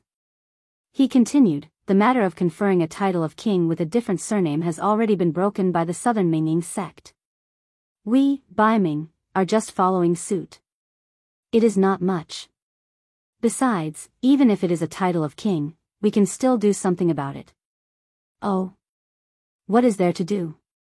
Ji Ning was interested. Although he was someone Zhu Qiyu trusted very much, if he wanted to convince the other on such a big matter, he needed a good reason. Su Yozhen knew this meant that Ji Ning had agreed. Now, it was time to solve the problem from a practical point of view. He immediately said what he was thinking. Jin Gonggang, since ancient times, the title of king has been given based on the fief. Then, we can give the Duke of Loyalty the title of Bugnam of Gojoseon. This is equivalent to us giving him the fief of the southern wastelands. At that time, the one who will have a headache will be Ying sect. What loss will we have? Bugnam of Gojoseon. Hearing this title, Ji Ning could imagine how angry the Southern Ming Emperor would be after this matter. He might even be furious. This should be what the Emperor wanted to see. He could vent the Emperor's anger and resolve the crisis in front of him. He could even get 100,000 taels of silver. No matter how he looked at it, this was a suitable transaction. At this moment, a smile appeared on his face. Then, he and Su Yozhen burst out laughing together. After Ji Ning was convinced, he turned and walked towards the back of the hall. He didn't know what method he used. Perhaps Zhu Qiyu just wanted a way out. In any case, an hour later, Su Yozhen waited for Ji Ning, who was holding the imperial edict. Minister Su, the emperor is wise and decisive. He has already agreed to confer the title of Bugnam of Gojoseon to the Duke of Loyalty. This is the imperial edict. Ji Ning raised the imperial edict in his hand with a proud expression. Jin Gonggang is very capable. Su Yozhen gave him a thumbs up and sincerely praised him. Such an important matter as being conferred the title of prince was actually done by a single eunuch. It had to be said that the power of the eunuchs was truly heaven-defying. Just as Su Yozhen was about to reach out and take the imperial edict, Ji Ning suddenly put the edict behind his back and said, Minister Su, it is too late. The emperor has another request. This time, all of the grain needed in Sanbuchuan City will be provided by the Duke of Loyalty. This shouldn't be a problem, right? He didn't expect that Dai Zong would want to take advantage of such a small matter. He didn't have the bearing of a great nation at all. However, when he thought about how Yang Xie's power could sell grain to the southern Ming at a fair price, he thought that there shouldn't be a lack of grain. This shouldn't be a problem. He made the decision to agree. All right. N, when will we be able to get the 100,000 taels of silver? Ji Ning put forward her second request first before her personal one. Su Yozhen cursed the other for being greedy in his heart. He didn't think that he wasn't much better. However, at this moment, he still explained, Jin Gonggang, I haven't even seen the Duke of Loyalty. Where will I get the silver to pay? However, please don't worry. Since I have agreed, I will naturally do it. When I return from the origin city, it will be the day that the silver will be presented. If I don't fulfill my promise, with Jin Gonggang's power and the embroidered uniform guard, it won't be difficult to imprison me. Huh, Minister Su, what are you saying? I was just joking just now. After getting the answer he wanted, Ji Ning immediately laughed and handed the imperial edict to Su Yozhen. Minister Su, when Sanbuchuan city is rescued, it will be the time when the emperor will personally announce the imperial edict to the world. This imperial edict will be enough to reassure the Duke of Loyalty. The moment Ji Ning handed over the imperial edict, he also mentioned the time when the imperial edict would be announced.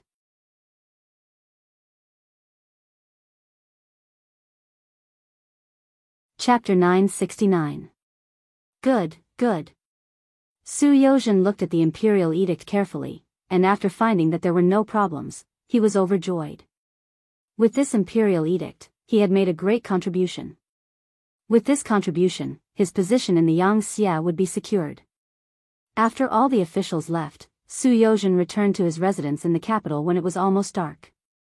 Then, he ordered people to prepare his luggage and left the capital early the next morning. Under the protection of 1,000 guards, he left the capital from Baiming to the Xian mansion. On the plains, after several days of preparation, under the orders of Yes Hen, the Wara began to attack the city of Sanbuchuan.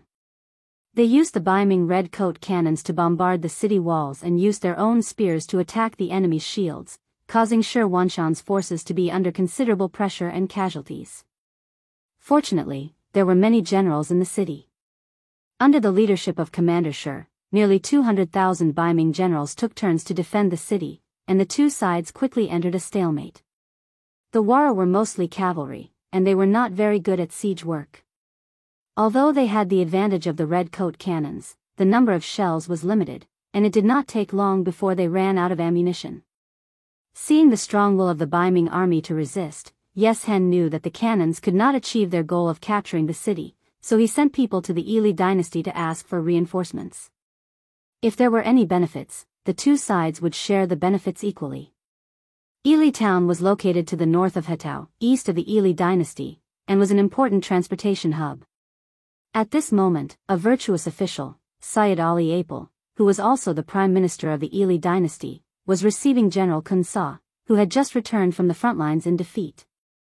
After Kun Sa met with Prime Minister Apel, he recounted how he had failed to negotiate with the Five-Star Army, and how he had been ambushed by the enemy. Then, with an aggrieved expression, he begged the Prime Minister to avenge him, as well as the loss of 27,000 soldiers. Apu was a famous minister in history. He had great foresight and was very opinionated. He did not take Kun Sa's words at face value. Instead, he comforted Kun Sa and advised him to get some rest. Then, he called for Kun Sa's lieutenant, Wu Liji, and one of the 50 soldiers who had followed Kun Sa and Keegan. Through talking with them, he learned the truth of the matter. Seated alone in his residence, Arap had an extremely complicated expression on his face. He had already investigated the matter. First, he and Keegan spoke rudely, which led to their nose being cut off. Then, they thought they knew the truth about the Five-Star Army and wanted to launch a night attack. In the end, they were ambushed and defeated. Speaking of which, all of this seemed unreasonable, but in fact, the ones who were at a disadvantage were the cavalry of Yili. As their prime minister, he also had to do something. Otherwise, the morale of the army would be greatly affected. If that was the case, it would be difficult to lead the army. In front of him was all the information about the 5-star army sent by the Scouts and Intelligence Department. Arup received an answer. The 5-star army was powerful and had great financial resources. They were an extremely difficult opponent to deal with. Especially the speed of their development, it gave people a feeling of stupefaction. He even had a premonition that if he allowed the 5-star army to continue developing like this, he was afraid that there would be a day where a huge battle would break out between him and the 5-star army. If that was the case, it would be impossible for him not to fight even if he wanted to. Since there was going to be a battle sooner or later, why not take advantage of the fact that the other party wasn't ready for a bloody battle? Even if they couldn't destroy the 5-star corps, they could use this battle to deplete the other party's strength and give themselves more time to develop. Arup was a very far-sighted person. It was like when others could only see one step ahead, he could already see 2 steps ahead. For the future, in order to maintain the general situation of the grassland, he finally made preparations to attack the 5-star army. Arup, who had not slept the whole night, welcomed General Kun Sa, who had rested for the night. The Prime Minister then said in a very confident tone, "The 5-star army has used despicable means to hurt our army. If we can tolerate this, what else can we do? For the sake of Ili's dignity, this time we must teach them a lesson." "The Prime Minister is wise," Kun Sa said excitedly after he received the support. Arup nodded and changed the topic. "It's just that the 5-star army is not so easy to deal with. Since we are going to fight, we must find a way to win. An alliance with the world of Wara is inevitable. How about this, our army will go to the Shajing area first and discuss with Chief Yeshen before we fight." This general obeys. When Kun Sa saw that this was going to be a big fight, he was so excited that his face turned red. It was time for him to make a contribution and take revenge. This time, the Kingdom of Ili sent a total of 180,000 troops at Yeshen's request. Apart from the 10,000 cavalry, 20,000 infantry, and 30,000 cavalry that were killed by the 5-star army, the rest of the 100,000 cavalry and 50,000 infantry were all brought to the battlefield. This time, in order to achieve the goal of severely damaging the 5-star army in one attack, Prime Minister Arup gave the order and the 150,000 troops set out from Ili city to the Shajing area, which was a few hundred miles away. In the Hutao area, only General Bo Muir from the world of Wara and his 80,000 cavalry and 20,000 infantry were left. Even so, the Datong soldiers were still scared into hiding in the Ningxia garrison and did not dare to take a step out. After all these years of development, Yeshen's strength had also grown. He now had a total of 270,000 troops, of which 20,000 were infantry and the rest were cavalry. Other than the 100,000 troops that were left behind to guard the Hutao area, he still had 170,000 cavalry soldiers. Most of them were brave warriors who could fight in battle, so they were not to be underestimated. It was a pity that cavalry soldiers were good at destroying their opponents while moving. Siege warfare like this was not their forte. Just like now, even after using up all 100 of the Baiming's red coat cannons, they were still unable to take down Sanbu Lechuan. At this moment, they could only sigh as they looked at the heavily damaged city not far away. Reporting, Lord Chief, the Prime Minister of the Ili Kingdom, Ali Pu, personally led a total of 150,000 soldiers from Ili Kingdom towards us from Ili Kingdom. The scout half knelt and reported the battle situation. "Arup is here, good. With them, it won't be difficult to capture Sanbuchuan city." Hearing this, Yi Xian was naturally overjoyed. Truly, a pillow came when one was sleepy. At the same time, in the Yang residence in Genesis City, Yang Chendong received a report from the scouts on the front lines. The report stated that Ali Pu was leading 150,000 soldiers to the Shajing region, but his intentions were unclear. Standing in front of the sand table, Yang Chendong stood there for a long time, but he did not understand the main point. He was thinking about a question. Who was the target of the Ili army this time? If they were coming for the Baiming army, then why didn't they come with Yeshen? Why did they only come after the vanguard suffered a loss? Was it possible that they were here to take revenge? Did they really have the guts to do so? As the saying goes, the ignorant are innocent. The power of the Five-Star Army was known by the nearby grassland tribes. Therefore, the Five-Star Army had long become an existence that no one dared to provoke. But because the distance was too far, the Ili army did not know the real situation of the Five-Star Army. Without understanding the situation, they might really do something stupid. Before he could figure this out completely, his personal telegrapher, Wang Shan, sent another telegram from the Security Bureau of the Northern Ming Dynasty. It explained in detail what happened in the imperial court of the Northern Ming Dynasty and how Su Yozhen, the minister of the Ministry of Justice, asked to come to Shur City to persuade him to provide provisions to Sanbuchuan City. Interesting. Looking at this telegram, Yang Chendong's eyes flashed with a meaningful smile. He had a feeling that Su Yozhen must have come to give him some good news. Otherwise, he wouldn't make such a big decision without asking for his permission. It was just that Bai Ming already owed him 11 million taels of silver. What benefits could they give him? Yang Chendong was not a god. Su Yozhen did not leak the news that he was going to be crowned king in advance. Of course, he would not be able to guess. Su Yozhen, who brought the imperial edict, rode a fast horse day and night after leaving Bai Ming's capital. Now that the military situation was urgent, there was no time to waste. The most important thing was that if the Five-Star Army couldn't provide provisions to Sanbuchuan in time, once the city was breached, all of his plans would fail. The so-called king conferment would also come to nothing. In that case, his so-called great achievements would also disappear without a trace. Not wanting to see such an outcome, Su Yozhen was forced to change horses and not people along the way. The journey that should have taken a month took only 13 days to get out of Talis City and to the foot of the city. Su Yozhen was Bai Ming's Minister of Justice, a major second-rank civil official. He was an extremely important person even without any auxiliary officials. In order to show his respect, Yang Chendong took the initiative to come out of the city to welcome him. Several thousand cavalry stood on both sides, displaying such a grand display.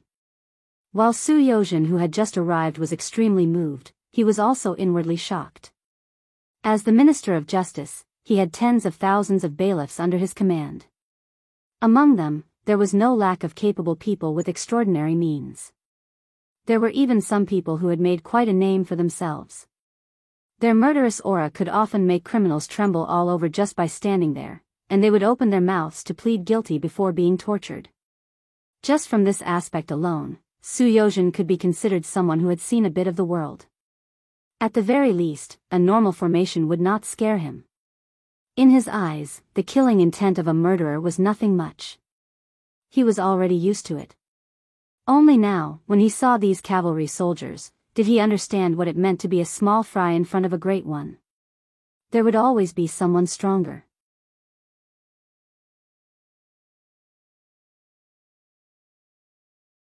Chapter 970. These cavalrymen were just sitting on their horses, but their murderous aura was overflowing. They were imposing without being angry, giving Su Yozhen a very oppressive feeling. In addition, they had been on the road non-stop for days without rest. At this moment, his face was frighteningly pale. "You can all leave." Yang Chendong noticed the change in Su Yozhen and knew that the deterrence effect had worked. He immediately waved his hand at the commander of the 1st Cavalry Division, Tian Hu. That's right, the cavalrymen who stood on both sides and temporarily acted as the welcoming team were Tian Hu's 1st Cavalry Division. This was their first appearance after returning to the beginning city. Before this, Tian Hu had been selecting and evaluating the new members of the cavalry division. From the original 3 divisions to the current 5 divisions, almost half of the military strength was expanded. This was naturally a good thing for Tian Hu. However, how to increase the number of people without losing the combat power was the problem he should consider. In order to achieve the individual quality of every soldier and to be able to exert enough strength and play a role on the battlefield, Tian Hu personally participated in the evaluation. In this way, he selected people one by one. It was not easy to gather more than 4,000 people and complete the task of expanding the division. It was just a source of 4,000 soldiers, but it took a few months. Just from this point alone, the combat power of the 1st Cavalry Division would only become stronger. Even Yang Chendong was looking forward to their performance on the battlefield. The 1st Cavalry Division's first appearance scared the senior officials sent by the Imperial Court of Beiming. Although the commander, Tian Hu, looked serious, he was in a good mood. Obviously, he was very satisfied with this result. Until Yang Chendong waved his hand, he led the team to continue their inhuman training. Perhaps Su Yozhen was tired, or perhaps she was afraid, but she was sent to rest in the carriage. Yang Chendong wanted to know the other party's intentions for coming here, mainly to see what kind of conditions the substitute sect master Zhu Qiyu could offer, and whether or not he would be moved. However, looking at Su Yozhen's current state, it was clear that they couldn't discuss anything. He had no choice but to arrange for him to stay in the guest house at the beginning of the city and wait for him to rest. Su Yozhen had a good sleep. He slept from the afternoon all the way until the next morning. When he opened his eyes and woke up, he felt much less tired. At this moment, it could be said that his ears and eyes were sharp, and he was full of energy. After waking up early in the morning and changing into clean clothes, Su Yozhen was attracted by the hawkers outside the guest house. He decided not to ask someone to prepare breakfast. Instead, he decided to go out for a walk and try the local snacks. Under the protection of a squad of soldiers in the open and in the dark, Su Yozhen came to the street. He saw a very bustling scene, a street market that was not inferior to the morning market of the capital. When he saw the people in costumes of various races walking in a friendly and harmonious manner on the wide street, and the peddlers selling food, clothes, necessities, and toys were next to each other, and there were people standing in front of each stall, he could not help but ask the guide arranged for him by the guest house curiously, "Everyone is from different races, how can they get along harmoniously? How can the language problem be solved? What if there is a dispute?" The guide was a man in his 30s. He was originally a squad leader of the new army, but his leg was injured in a battle. He could not gallop freely on a horse, so he retired and worked in the guest house. As someone who had seen much of the world, he had received countless guests and encountered all kinds of questions. He was not surprised by Su Yozhen's curiosity at all. Instead, he explained with a face full of enthusiasm. "Sir, please rest assured. The language problem has long been regulated. When you enter the first city, you must speak Chinese in public. For this reason, there is a special Chinese class for everyone to learn, and it is free. In the first city, only after learning Chinese can one be allowed to do business. When everyone speaks Chinese, there is naturally no problem of language barriers. Once there is a dispute, there will be special management personnel to judge who is right and wrong. However, at the same time, any fighting is prohibited in the city. Otherwise, no matter who is right or wrong, they will be severely punished." Facing the guide with a smile, Su Yozhen first nodded and then shook his head. There were also laws in the capital. If one did something bad or wrong, one would be locked up in the Ministry of Justice. However, such things could not be eliminated. Why was there also a law to regulate it? It seemed that the public security in the first city was very orderly. Until now, he had not seen a case of an argument, let alone a fight. Huai Yu was puzzled and could not help but ask again, "The law here must be very strict, right?" It was no wonder that Su Yozhen would have such a thought. If the law was not strict, there would definitely be people who could not help but suppress their temper and violate the law. Only harsh laws could make people have no choice but to restrain their temperament under high pressure. "Sir, you're right. The law in the first city is quite strict. Once someone makes a mistake, the lightest punishment is a warning, and the heaviest punishment is a beheading." The guide nodded and answered with a straight face. "Beheaded? That will make everyone afraid from the bottom of their hearts." Su Yozhen said this as the Minister of Justice. As soon as he finished speaking, the guide beside him shook his head. "Sir, you're wrong. Although there is the crime of being beheaded, in fact, there are very few people who are beheaded. After all, if they are not vicious and evil people, they won't be sentenced to such a heavy sentence. In fact, What everyone is most afraid of is being kicked out of the first city and being ordered to never enter all the cities under the jurisdiction of the Five-Star Army. This is the most unacceptable thing for ordinary people. Being expelled? Although this is also a heavy sentence, it doesn't seem to be a very serious matter. Su Yozhen had a look of disagreement on her face. It's just being kicked out of the city. Isn't there a saying in the underworld that if there's no place for you, there will be a place for you? No. Sir, you don't know, but all the cities under the control of the Five-Star Army are guaranteed safety. Once you enter such a city, it's equivalent to having a guarantee of safety. This guarantee is something that the grassland people didn't have in the past. They're used to wandering around, especially in recent years. They're even prepared to have a machete on their necks in the middle of the night when they sleep at night. This makes them feel too insecure, and this sense of security happens to be given to everyone by the Five-Star Army. Therefore, the right to live in the city is precious to many people. At this point, the guide introduced with a smile, "Sir, if you don't believe me, you can go and see if the people in the city have a relaxed smile on their faces." This is the charm of the Five-Star Army's city because everyone knows that as long as they abide by the law here, no one will threaten their safety. They can also live a happy life with their hands. Isn't this what the ordinary people need? The words "what the ordinary people need" caused Su Yozhen's face to turn red. Indeed, what the ordinary people wanted was to have food to eat, clothes to wear, and a house to sleep in. As long as these conditions were met, they would usually become very obedient under normal circumstances. However, this simple request wasn't something that all governments could fulfill. They continued to walk on the street, looking and carefully observing. Just as the guide said, most of the ordinary people had a very natural and relaxed smile on their faces. This kind of smile was rare even in the capital of Baiming. It had been less than 3 years since the establishment of the first city, but now it was so prosperous. Just on this point, Su Yozhen had to admire Yang Qindong's ability. This made him even more determined to follow in Yang Qindong's footsteps and not waver easily. After having breakfast on the street, he found time to chat with some ordinary people. After having a clearer understanding of the situation in the first city, Beta Persei appeared beside him. "Minister Su, you're in a good mood." "Ah. It's Brother Beta Persei. Did the Duke of Loyalty summon me?" At this moment, Su Yozhen's attitude became more respectful. "That's right.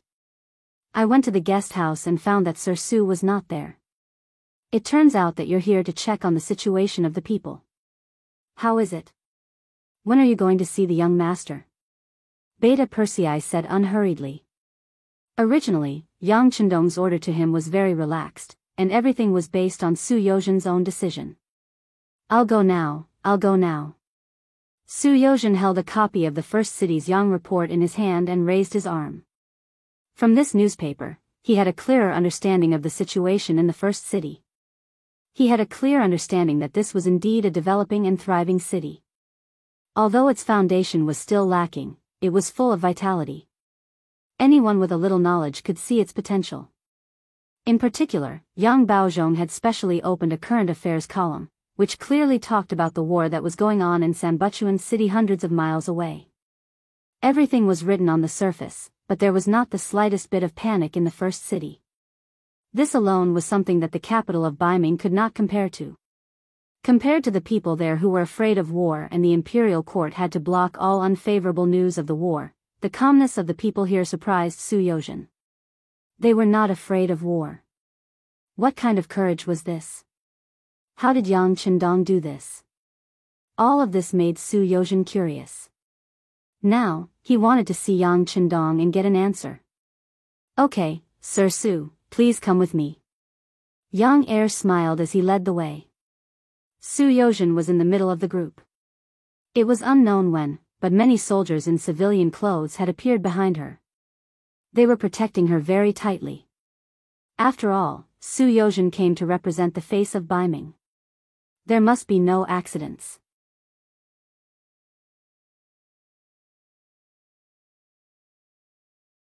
Chapter 971. In the Yang residence, various fruits had already been placed on the stone table in the courtyard, and the freshly brewed tea leaves were still steaming. When Su Yozhen arrived, she saw Yang Qindong looking at Yang Bao leisurely. This was almost a daily homework for Yang Qindong. He would learn about what happened yesterday through the newspaper. If he thought something was important, he would pay extra attention to it. When necessary, he would order people to deal with it. This not only made him closer to the people, but also gave them a sense of loyalty and courage, which increased the importance of Yang Bao in the first city. "Young master, Lord Su is here." Beta Persei's voice could be heard from a distance. When Yang Qindong turned his head, he saw Su Yozhen standing there respectfully a few steps away. His head was slightly lowered, and he looked like a subordinate meeting a superior. Yang Qindong was not surprised that Su Yozhen would have such an attitude. With the reminder that he had personally gone to Baiming's capital last time, and seeing the prosperity of the first city this time, as long as there was nothing wrong with his brain, he would know what kind of attitude he should have after seeing him. "Come, Minister Su, come and take a seat." Yang Qindong waved his hand while he was still far away. Su Yozhen quickly agreed and hurried over. As he walked forward, Yang Qindong's voice could be heard again. "Beta Persei, pass down the order. If there is nothing particularly important this morning, the young master will not see any guests." "Understood." Beta Persei agreed and left. Soon, there was the sound of the courtyard door closing behind him, indicating that Yang Qindong was going to have a long talk with him. Su Yozhen hurried over and sat down opposite Yang Qindong. When he looked up, his eyes were filled with curiosity, doubt, and even admiration. Yang Qindong saw Su Yozhen's performance from the corner of his eyes and smiled in his heart. If a capable person wanted to control him, he would have to show more ability. Clearly, he had done it now. "Minister Su, you've traveled thousands of miles to come here. You must have something to teach me, right? But I wonder if it's good news?" "It's good news, great news, sixth young master." After being stared at by Yang Qindong, Su Yozhen's original intention of playing with him disappeared. She stretched out her hand and took out her trump card, the imperial edict that conferred the title of king. His original intention to bargain was no longer there. The only thing left was how to make Yang Qindong happy and please him. "Sixth young master, this is the imperial edict of bestowment that I have spent a great deal of effort to get from the Daizong Emperor. Please take a look and see if you are satisfied. Coronation Imperial Decree." Yang Qindong, who had originally ignored everything that had happened, had a change in expression at this moment. Yang Qindong had tried many times to be bestowed the title of king, but the great Ming dynasty's ancestral system was there. It was obviously difficult and not easy to succeed. But as the Yang faction's influence continued to expand, this thought also faded away. Could it be that if he didn't become king, he would have no power? Could it be that if the great Ming dynasty didn't recognize him, his Yang Xia wouldn't exist? He just didn't expect that a good thing like being bestowed the title of king would fall on his head when he had already given up on it. With a trace of excitement, Yang Qindong opened the imperial edict under the golden cover. Holding the imperial edict in his hand, he looked at the words one by one. After a while, Yang Qindong's voice sounded with a sigh. "Bugnam of Gojoseon, although there are other motives, the Daizong Emperor has indeed put in some capital this time. Presumably, the things he needs me to do won't be too small." What kind of person was Yang Qindong? How shrewd and ruthless was his vision? Just the title of Bugnam of Gojoseon made him see a lot of problems. There was no need to mention the word martial. His various actions had already proved that this word was really appropriate to use on him. The word south had some meaning. It meant that the small countries of the southern barbarian that Yang Qindong occupied were all in the south. He himself should also be in the south. As for the matters in the north, he didn't need to worry about them. Although it was just a title, the Daizong Emperor of Baiming still expressed his intention. That was, he hoped that Yang Qindong wouldn't stay in the north and would go to the south to cause trouble for the southern Ming. The sixth young master, this title was reported to the Daizong Emperor after much consideration. I think this is the only way for this title to be granted. If there is anything inappropriate, I hope that the sixth young master will forgive me. Su Yozhen lowered his head and said these words with a slightly guilty conscience. He couldn't tell if Yang Chendong really liked this title, but he didn't dare to hide the things that should be said. He also had to express the attitude that should be expressed. Feeling Su Yozhen's cautiousness, he sighed in admiration. This person was indeed worthy of being a powerful official in history. His ability to observe people's expressions and see through people's hearts was truly extraordinary. However, since he was already granted the title of king, his wish had been fulfilled. As for the title of king, he didn't really care.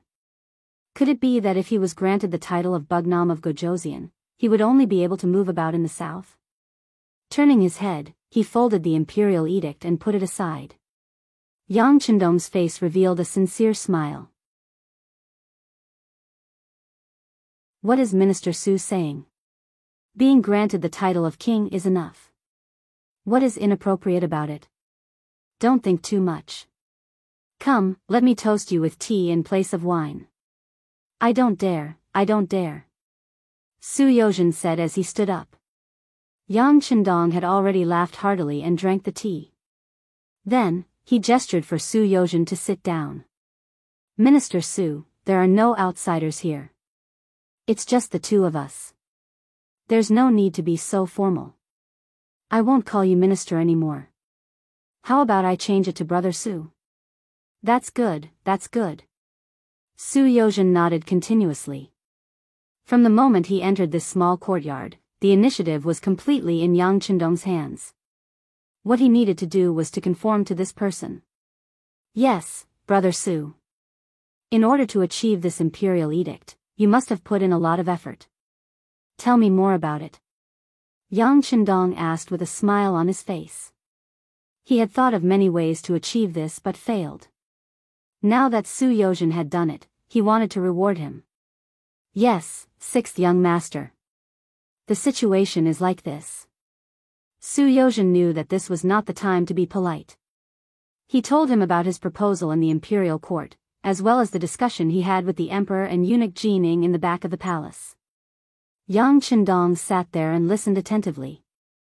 From time to time, he would nod and cooperate with Su Yozhen's speech. When Su Yozhen stopped talking, he laughed loudly and said, "You only gave Jining 100,000 taels of silver in exchange for the title of king?" "Yes, that's the only condition." Su Yozhen nodded, but he was shocked. He knew that Yang Chendong was rich. The goods sold by the Beyond Heavens Trading Company in the capital were all profitable. 100,000 taels of silver was not a problem for him. However, transporting food to Sanbuchuan was not an easy task. No matter how he looked at it, this person did not seem to care. Without Su Yozhen's shock at the imperial court, Yang Chendong spoke again. "All right, if it's only a small matter, this king can agree to it right now." At this moment, he considered himself to be the Bugnam of Gojoseon. After saying this, he said generously, "Brother Su has worked hard this time. Naturally, you should be rewarded. How about this? I will give you 200,000 taels of silver as a reward." This way, she could earn 200,000 taels of silver. Su Yozhen's heart was naturally overjoyed, but her face still had to put on a look of refusal. "Aya, sixth young master, you can't do this. You said that we are on the same boat, and I will be your subordinate in the future. How can you give me money like this? I have to give, I have to give. If you have done well, you should be rewarded. This is my rule. All right, Brother Su, I will not refuse. If I continue to refuse, I will only think that 200,000 taels of silver is too little. All right, then thank you, sixth young master." Su Yozhen immediately stopped talking. He knew what it meant to be insatiable. He also knew that such people were the most disliked. He knew when to stop. Yes. Seeing that Su Yozhen was so tactful, Yang Chendong smiled in satisfaction. Then, his tone changed. "With just this small benefit, I'm afraid it is not enough to make this a reality. I think Dai Zong still needs to give a gift. How about this, give him 5 million taels of silver. Give Dai Zong 5 million taels of silver? When he heard this, Su Yozhen's eyes widened. He didn't know what was wrong with Yang Chendong to say such a thing. Could it be that he had too much money? Even if others didn't ask for money, he still wanted to give them money? Su Yozhen had wrongly accused Yang Chendong. Yang Xie had opened up a business path. Many of the products were not available outside. He had indeed relied on this to make a lot of money. However, ever since Yang Xie was established, it was not an exaggeration to say that he spent money like water. Especially after occupying a piece of land, he needed a lot of money to build it. Many of the small countries that he occupied had not been able to fully display their usefulness. There was no way to get back the money, and they still needed Yang Xie's constant financial support. One place was like this, two places were like this. When the land was like this, Yang Xie did not have a lot of money in his hands. Although it could not be described as having too much money to make ends meet, he still needed to think carefully before casually giving out 5 million taels of silver. Even though he knew this, Yang Chendong still did it. The reason was because of what Su Yozhen said. Dai Zong had written an imperial edict, but if he wanted to announce the matter of him being crowned king, he needed to wait for Yang Chendong to resolve the crisis in Sanbulachuan City. However, would the truth really be like this? Would Dai Zong go back on his word? Right now, he didn't want to see the 200,000 Baiming soldiers fall, so he had no choice but to crown himself as king. Once the crisis was resolved, if he didn't want to, he would have 100 or even 1,000 reasons to not fulfill his promise. At that time, what would Yang Chendong do? Would he start a war with Baiming? Let's not talk about whether or not Yang Xie had such strength now. Just the fact that once the war started, it would be a kind of damage to the Han people. This was far from what Yang Chendong wanted to see. Thus, in order to prevent him from breaking his promise, he had to give Baiming 5 million taels of silver.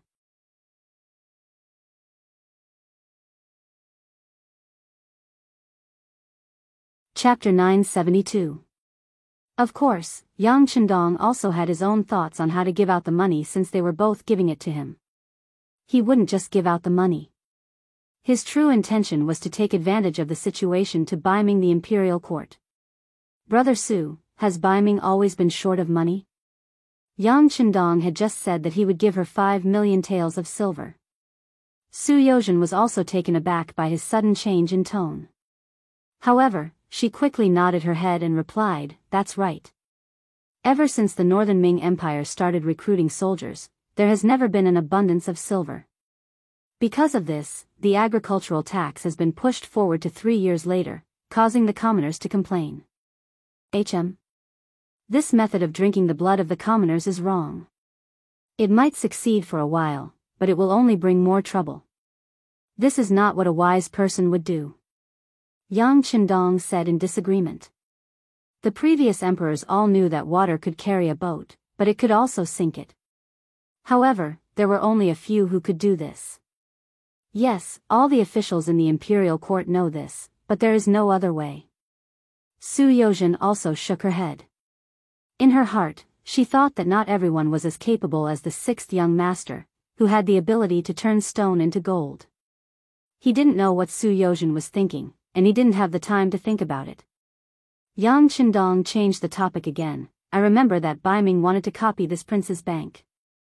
That is a very profitable business, so why didn't they do it?" Sigh. When this matter was mentioned, Su Yozhen seemed to have changed into a different person. Her face was filled with anger as she said with righteous indignation, "Yes, when we saw that the Yang family's bank was so prosperous and could gather the commoners' money for use, Baiming the imperial court also wanted to copy it. This matter was even placed on the desk of the 6 ministers. But before the bank was built, the officials had already rushed in like a swarm of bees. This yamen was short of money, and that department was short of money. Just the price they quoted was an astronomical figure. If that was the case, they would take away as much money as the bank deposited. In the end, the matter came to an end. Oh, right, at that time, Baiming also wanted to take over the Yang family's bank. They didn't succeed either, Ha ha ha. Hearing that Bai Ming wanted to take over Yang Qindong's bank, Yang Qindong couldn't help but laugh. He had known this for a long time. Back then, he had used the name of a mercenary army to win the defense of the capital, causing some people to be wary of attacking the rat for fear of breaking the vases. Afterward, he had marched south to make his name and prestige known.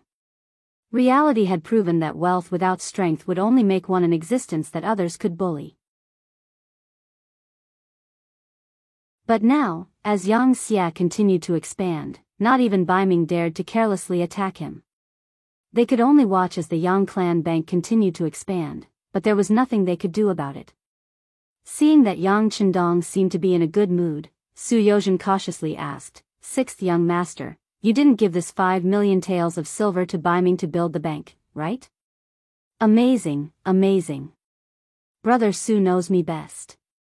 Yang Qindong not only did not deny it, he even openly admitted it. "Ah. You can't do that. It's like throwing a meat bun at a dog. There's no return." Su Yozhen hurriedly waved his hands, wanting to dissuade Yang Qindong. Knowing that Su Yozhen was thinking for him, Yang Qindong put on a grateful expression and said, "I naturally understand Brother Su's thoughts. You are indeed doing this for the sake of this prince.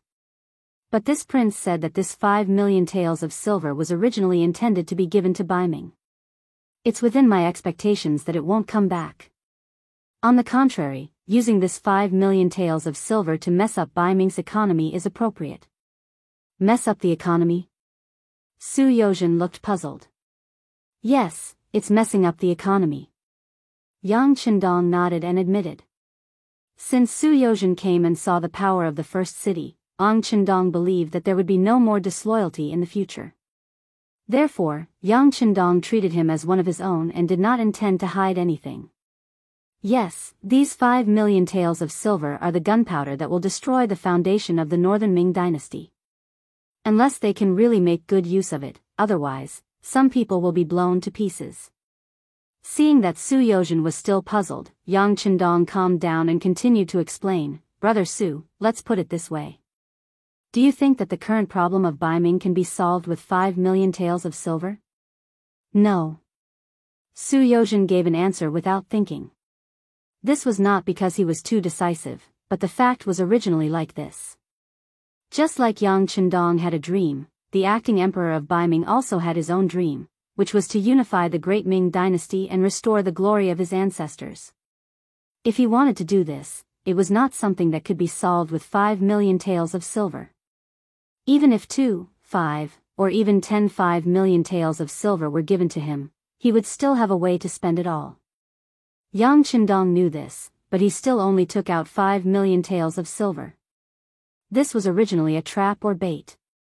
"Brother Su, to tell you the truth, Bai Ming's imperial court is full of corrupt officials and eunuchs monopolizing power. There is no way out in future. Such a country will perish sooner or later. It's just a matter of time. It's just a matter of how many years the Han people will have to suffer." This was the first time Yang Qindong talked about such a big matter with Su Yozhen. At this moment, he also had a serious face and quickly digested everything Yang Qindong said in his heart. Now that the world is in chaos, there are few peaceful places. The so-called rise, the people suffer; fall, the people also suffer. The reason for this is that the system is not right. It is because the officials protect each other and the officials do not care about the people's opinions. My Yang Xia's development is precisely because I saw these shortcomings. That is why I thought of a way to change everything and even wanted to build a new world. We will do our best to change what can be changed. As for what cannot be changed, we will directly destroy it and build a new foundation. Bai Ming is still all right and can be changed. At the very least, they have the kindest and purest people in the world. So what needs to be changed is only the imperial court." As he spoke, he paid attention to the changes in Su Yozhen's face. He found that although this person was shocked, he was not angry. Yang Qindong knew that this person should have seen through his ambition. He smiled and said, "However, in order to achieve the goal of change, we need to Bai Ming's imperial court to make more mistakes, to the point that the people no longer support them. That is the time for me to make a move. In order to achieve this goal, this king has decided to support Bai Ming's establishment of a bank and invest 5 million taels of silver as the foundation. It is still the same as before. If they use it well, this will be a wealth for development. If they don't use it well, this hole will only grow bigger and bigger. In the end, even if they throw their own bodies into it, they will not be able to fill it. This is the gunpowder that will destroy Bai Ming's foundation? Su Yozhen finally understood and said with a face of shock. Whether it is gunpowder or not, it will depend on what the current emperor does. I have already given out the 5 million taels of silver. Whether it is a blessing or a curse, it is all up to him. Of course, on the surface, the 5 million taels of silver is not a gift, but a loan. Moreover, this money must be placed in the most conspicuous place in Bai Ming's bank so that everyone can see it. Why is that? Su Yozhen asked with a face of confusion. It is very simple. With the 5 million taels of silver, everyone will feel at ease and will deposit their money into Bai Ming's bank. This is called the butterfly effect. Yang Chendong chuckled. Then, he thought of the hole he had dug for the Southern Ming Empire. That was to sell grain to them at a normal price. Over time, the Southern Ming Empire's grain fields would be abandoned because they no longer had any value. At that time, if the Yangtze suddenly stopped exporting grain to the Southern Ming Empire, what would the result be? It would probably be a heavy blow to the Southern Ming Empire. Northern silver and Southern grain. This was the main dish that Yang Chendong had prepared for the Southern Bai Ming. One could only imagine how terrifying the consequences would be if they were to be activated one day. Yang Chendong naturally would not tell Su Yozhen what to do about the Southern Ming Empire. However, he did not hold back and told her everything about Bai Ming. Su Yozhen's neck was covered in cold sweat as she listened. In the end, she kept nodding her head. At noon, Su Yozhen stayed at the Yang residence for lunch. The sixth Madam, Wan Xiaoyu, also came out to accompany her, expressing how much Yang Chendong valued her. In the afternoon, the people accompanying Su Shangshu were replaced by the guards. They accompanied Su Shangshu to stroll around the first city to let him relax. According to Yang Chendong, he would immediately prepare for the transportation of grain, but it would take 2 to 3 days. After all, it was the food for 200,000 people. In the afternoon, the logistics division commander, Yang Si, rushed over and listened to the young master's arrangements. The new army commander, Tiger's Mane, and Beta Persei were responsible for accompanying him. Yang Chendong continuously reported a lot of numbers, all of which were prepared to be sent to Sanbuchuan City. As the largest city in the grassland, the first city naturally prepared a lot of necessities like grain. It was just a month and a half's worth of grain for 200,000 people, so it was not a big problem. After Yang Chendong finished giving out the orders one by one, Yang Si naturally nodded his head continuously, indicating that he would do it as soon as he went back. He would try to prepare everything in the shortest time possible and send it to Sanbuchuan City on the carriage. When Commander Tiger's Mane saw that they were going to transport grain to Bai Ming, he immediately expressed a different opinion. Young master, you said that we will have a battle with Bai Ming and Southern Ming Empire sooner or later. Why are we sending them grain now? Isn't this helping our opponents and helping them become stronger? Well, a battle is inevitable, but how big the scale of this battle is can be carefully considered. Let's put it this way. If we do it well, the scale of this battle may be very small, so small that it can be ignored. On the contrary, if the preparation is not done well, the scale of this battle will be very big.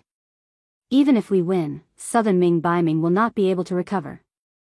If that's the case, after we move there, we will need to spend more energy to help them develop.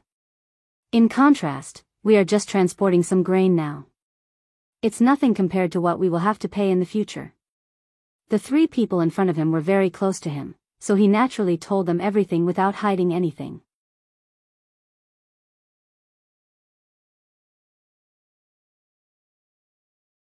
Chapter 973.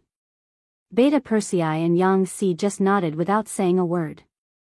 In their eyes, any decision made by the young master was the right one. All they had to do was to obey. Tiger's Mane didn't nod immediately. Instead, after thinking for a while, he suddenly looked up and said with a surprised expression, "Young master, are you planning to peacefully recover the north and south of the great Ming dynasty? It's impossible to achieve complete peace. We still have to fight a war, and the best way is to talk while fighting. Of course, it's too early to say this. The great Ming dynasty's foundation is still there, and it's far from being solved in a short period of time. A starving camel is still bigger than a horse, and we still have too much work to do." Yang Qindong looked up at the sky and said with a sigh. "Hee, young master, you don't have to be so melancholic. As long as you want to do something, there's nothing you can't do. Besides, our 5-star army has given the Han people so good and generous. One day, they will all be loyal to us. At that time, maybe the great Ming dynasty will really be defeated without a fight." Beta Persei saw that the young master's mood seemed a little heavy, so he quickly interjected. This finally attracted Yang Qindong's smile. "Not bad, Beta Persei is getting better at talking. Hee, it's all thanks to young master's good teaching, good teaching." Beta Persei scratched his head and showed a silly expression. "Okay, don't flatter me here, go and prepare." Yang Qindong smiled and waved his hand. Tiger's Mane, Beta Persei, and Yang Si all turned around and left. When Tiger's man left, he was both excited and worried. When he returned to the barracks, he went straight to the deputy commander's office. As soon as he entered the room, he told him about the young master's plan to send provisions to Bai Ming's army in Sanbuchuan. Is the 6th young master going to make a move? When Shirbei heard this, his eyes revealed a slightly shocked expression. Wait a minute, it's just a delivery of provisions. They didn't say that they were going to start a war. Tiger's Mane's expression turned serious when he heard this. Shibi shook his head and said, "We're already planning to send food to Sanbuchuan. Why would the War of Wara agree? When the time comes, one of them will send food while the other won't. Do you think we should fight?" This. But young master didn't say anything. Tiger's Mane shook his head and said uncertainly. The 6th young master didn't say anything. He probably has his own ideas, but it's not mature yet, so there's no need to tell us. But as the leaders of the new army, we have to be prepared in advance. How about this? We'll immediately call the staff officers over for a meeting and see what preparations we have to make once the war starts. Shibi also shook his head. Facts had proven that Yang Qindong's thoughts were not something they could guess, but it was always right to do some work in advance. Yang Qindong really didn't make a final decision to fight. If it was just sending provisions and not fighting with the War of Wara, of course, it would be the best choice, and he was willing to put in some effort for this choice. After all, the War of Wara had hundreds of thousands of cavalry in front of them. It wasn't easy to fight them, not to mention that the Ili army was moving towards Sanbuchuan. They were also an existence that couldn't be ignored. In line with the principle of not fighting, Yang Qindong personally wrote a letter to the head of the reconnaissance team, Ding Shan, and sent it to the Tile camp. In the Wallace camp under Sanbuchuan, Ding Shan, who was wearing a military green uniform and a colonel rank, rode alone outside the Wallace camp. He reported his name and said that he wanted to see the leader of the Walla, Yes Hen.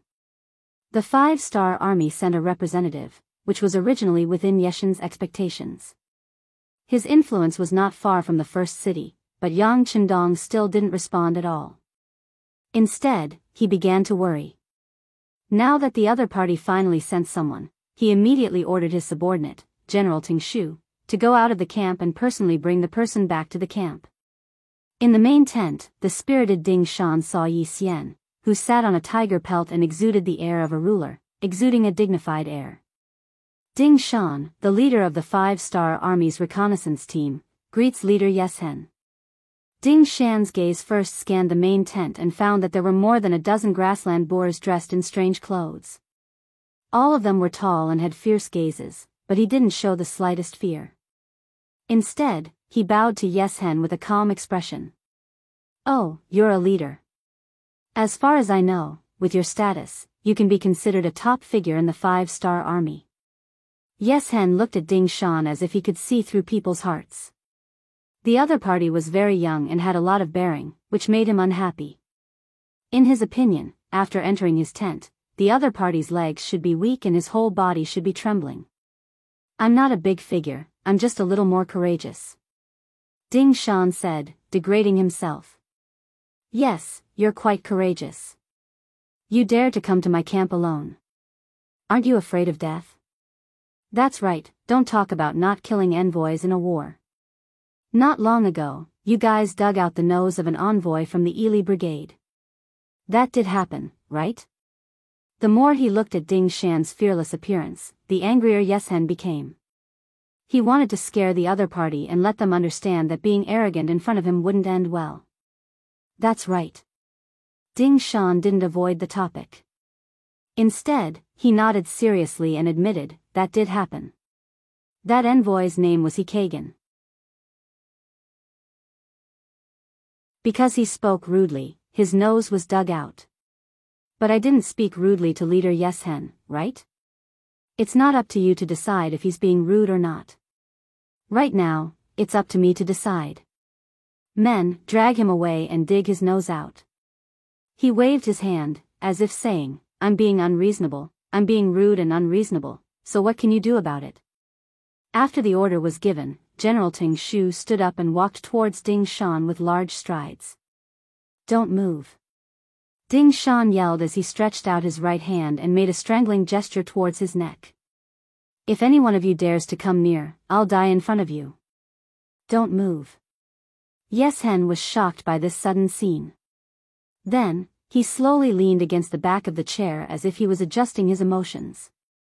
After a while, he asked, Are you really not afraid of death? Everyone is afraid of death. But I'd rather commit suicide than fall into your hands. Ding Shan's voice was loud and clear. He didn't have the slightest intention of lowering his head just because he was in a weaker position.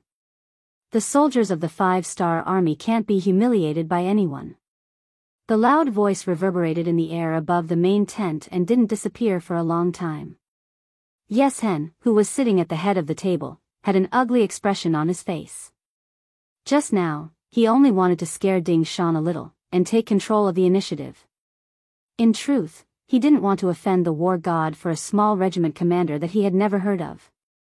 No matter what other people said about Yang Chendong, whether it was the war god, the Duke of Loyalty and Courage, or even the title of Heavenly Khan, in Yeshen's eyes, Yang Chendong was still the war god who had stopped him from entering Baiming's capital. He would never forget the scene when the other party looked at him from afar and fired the cannons. This was a demon-like existence. At that time, Yes Hen was afraid and retreated. After so many years, he originally thought that the young Yang Chendong, who was shining brightly, would fade into the crowd under the great Ming dynasty system. After all, he was too young and too powerful, which didn't conform to the Han's doctrine of the mean. However, everything had developed beyond his expectations. After not seeing him for 6 years, the other party had already grown into someone who could face him head-on. Furthermore, the power he controlled wasn't weaker than his own. In fact, it was even stronger. Fine, even if he couldn't do anything to the war god, he could at least find some sense of victory by bullying the people under him. Who would have thought that the regiment commander who came would be so stubborn and would threaten him with death? This time, he had lifted a rock and smashed it on his own foot. He was in a dilemma. His gaze landed on Ding Shan's face and he carefully scrutinized it. After confirming that the other party did not have any intention of joking with him, he waved his hand at Ting Shu with a stern face and told him to return to his original position. After doing all this, he looked at Ding Shan and said very seriously, Speak, why did the war god ask you to come find me? Ding Shan's right hand didn't move away from his neck. Instead, his left hand reached into his chest and took out a letter. With a flick of his wrist, the letter flew to the desk in front of Yes Hen. This is a letter from our 6th young master to you. Read it and you'll understand. Reaching out to take the letter, he opened it and slowly read it. Yeshen's expression became somewhat ugly. The moment he put down the letter, He looked at Ding Shan and said angrily, "The war god wants to send food to the Baiming army that I've surrounded?" "Yes." Ding Shan nodded heavily and said, "The sixth young master doesn't want to become enemies with the Walla, so he notified you in advance. As for whether to fight or to make peace, that's up to you. Now that the letter has been delivered, if leader Yeshen doesn't object, this regiment commander will return to report to the sixth young master. We can't let him leave, this is simply a provocation to us." Two other generals in the main tent stood up, their faces full of anger and murderous intent. They were one of the 4 generals that Yeshen relied on, He Lei and Mu Tua. Over the years, the War of Wara had gradually become stronger under the leadership of Yeshen, and many outstanding generals had emerged. Among them, Bo Mu, Ting Shu, He Lei, and Mu Tua had the best performance. They were also known as Yeshen's 4 generals. This time there were 3 in the main tent, except for Bo Mu, who was stationed in the chaotic Well City in the Hetao region. Now all 3 of them stood up and said that they couldn't let Ding Shan leave. This person was simply here to issue a letter of challenge. If they let him leave, where would the War of Wara's face go? Facing the shouts of the 3 generals, Ding Shan's expression didn't change and his heart didn't skip a beat. When he received the mission this time, he was determined to die. Would a person who was even prepared to die be afraid of being threatened in front of him? You're tuning into the Carefree Valley YouTube channel. Don't forget to subscribe and join us on this journey to catch the most captivating stories.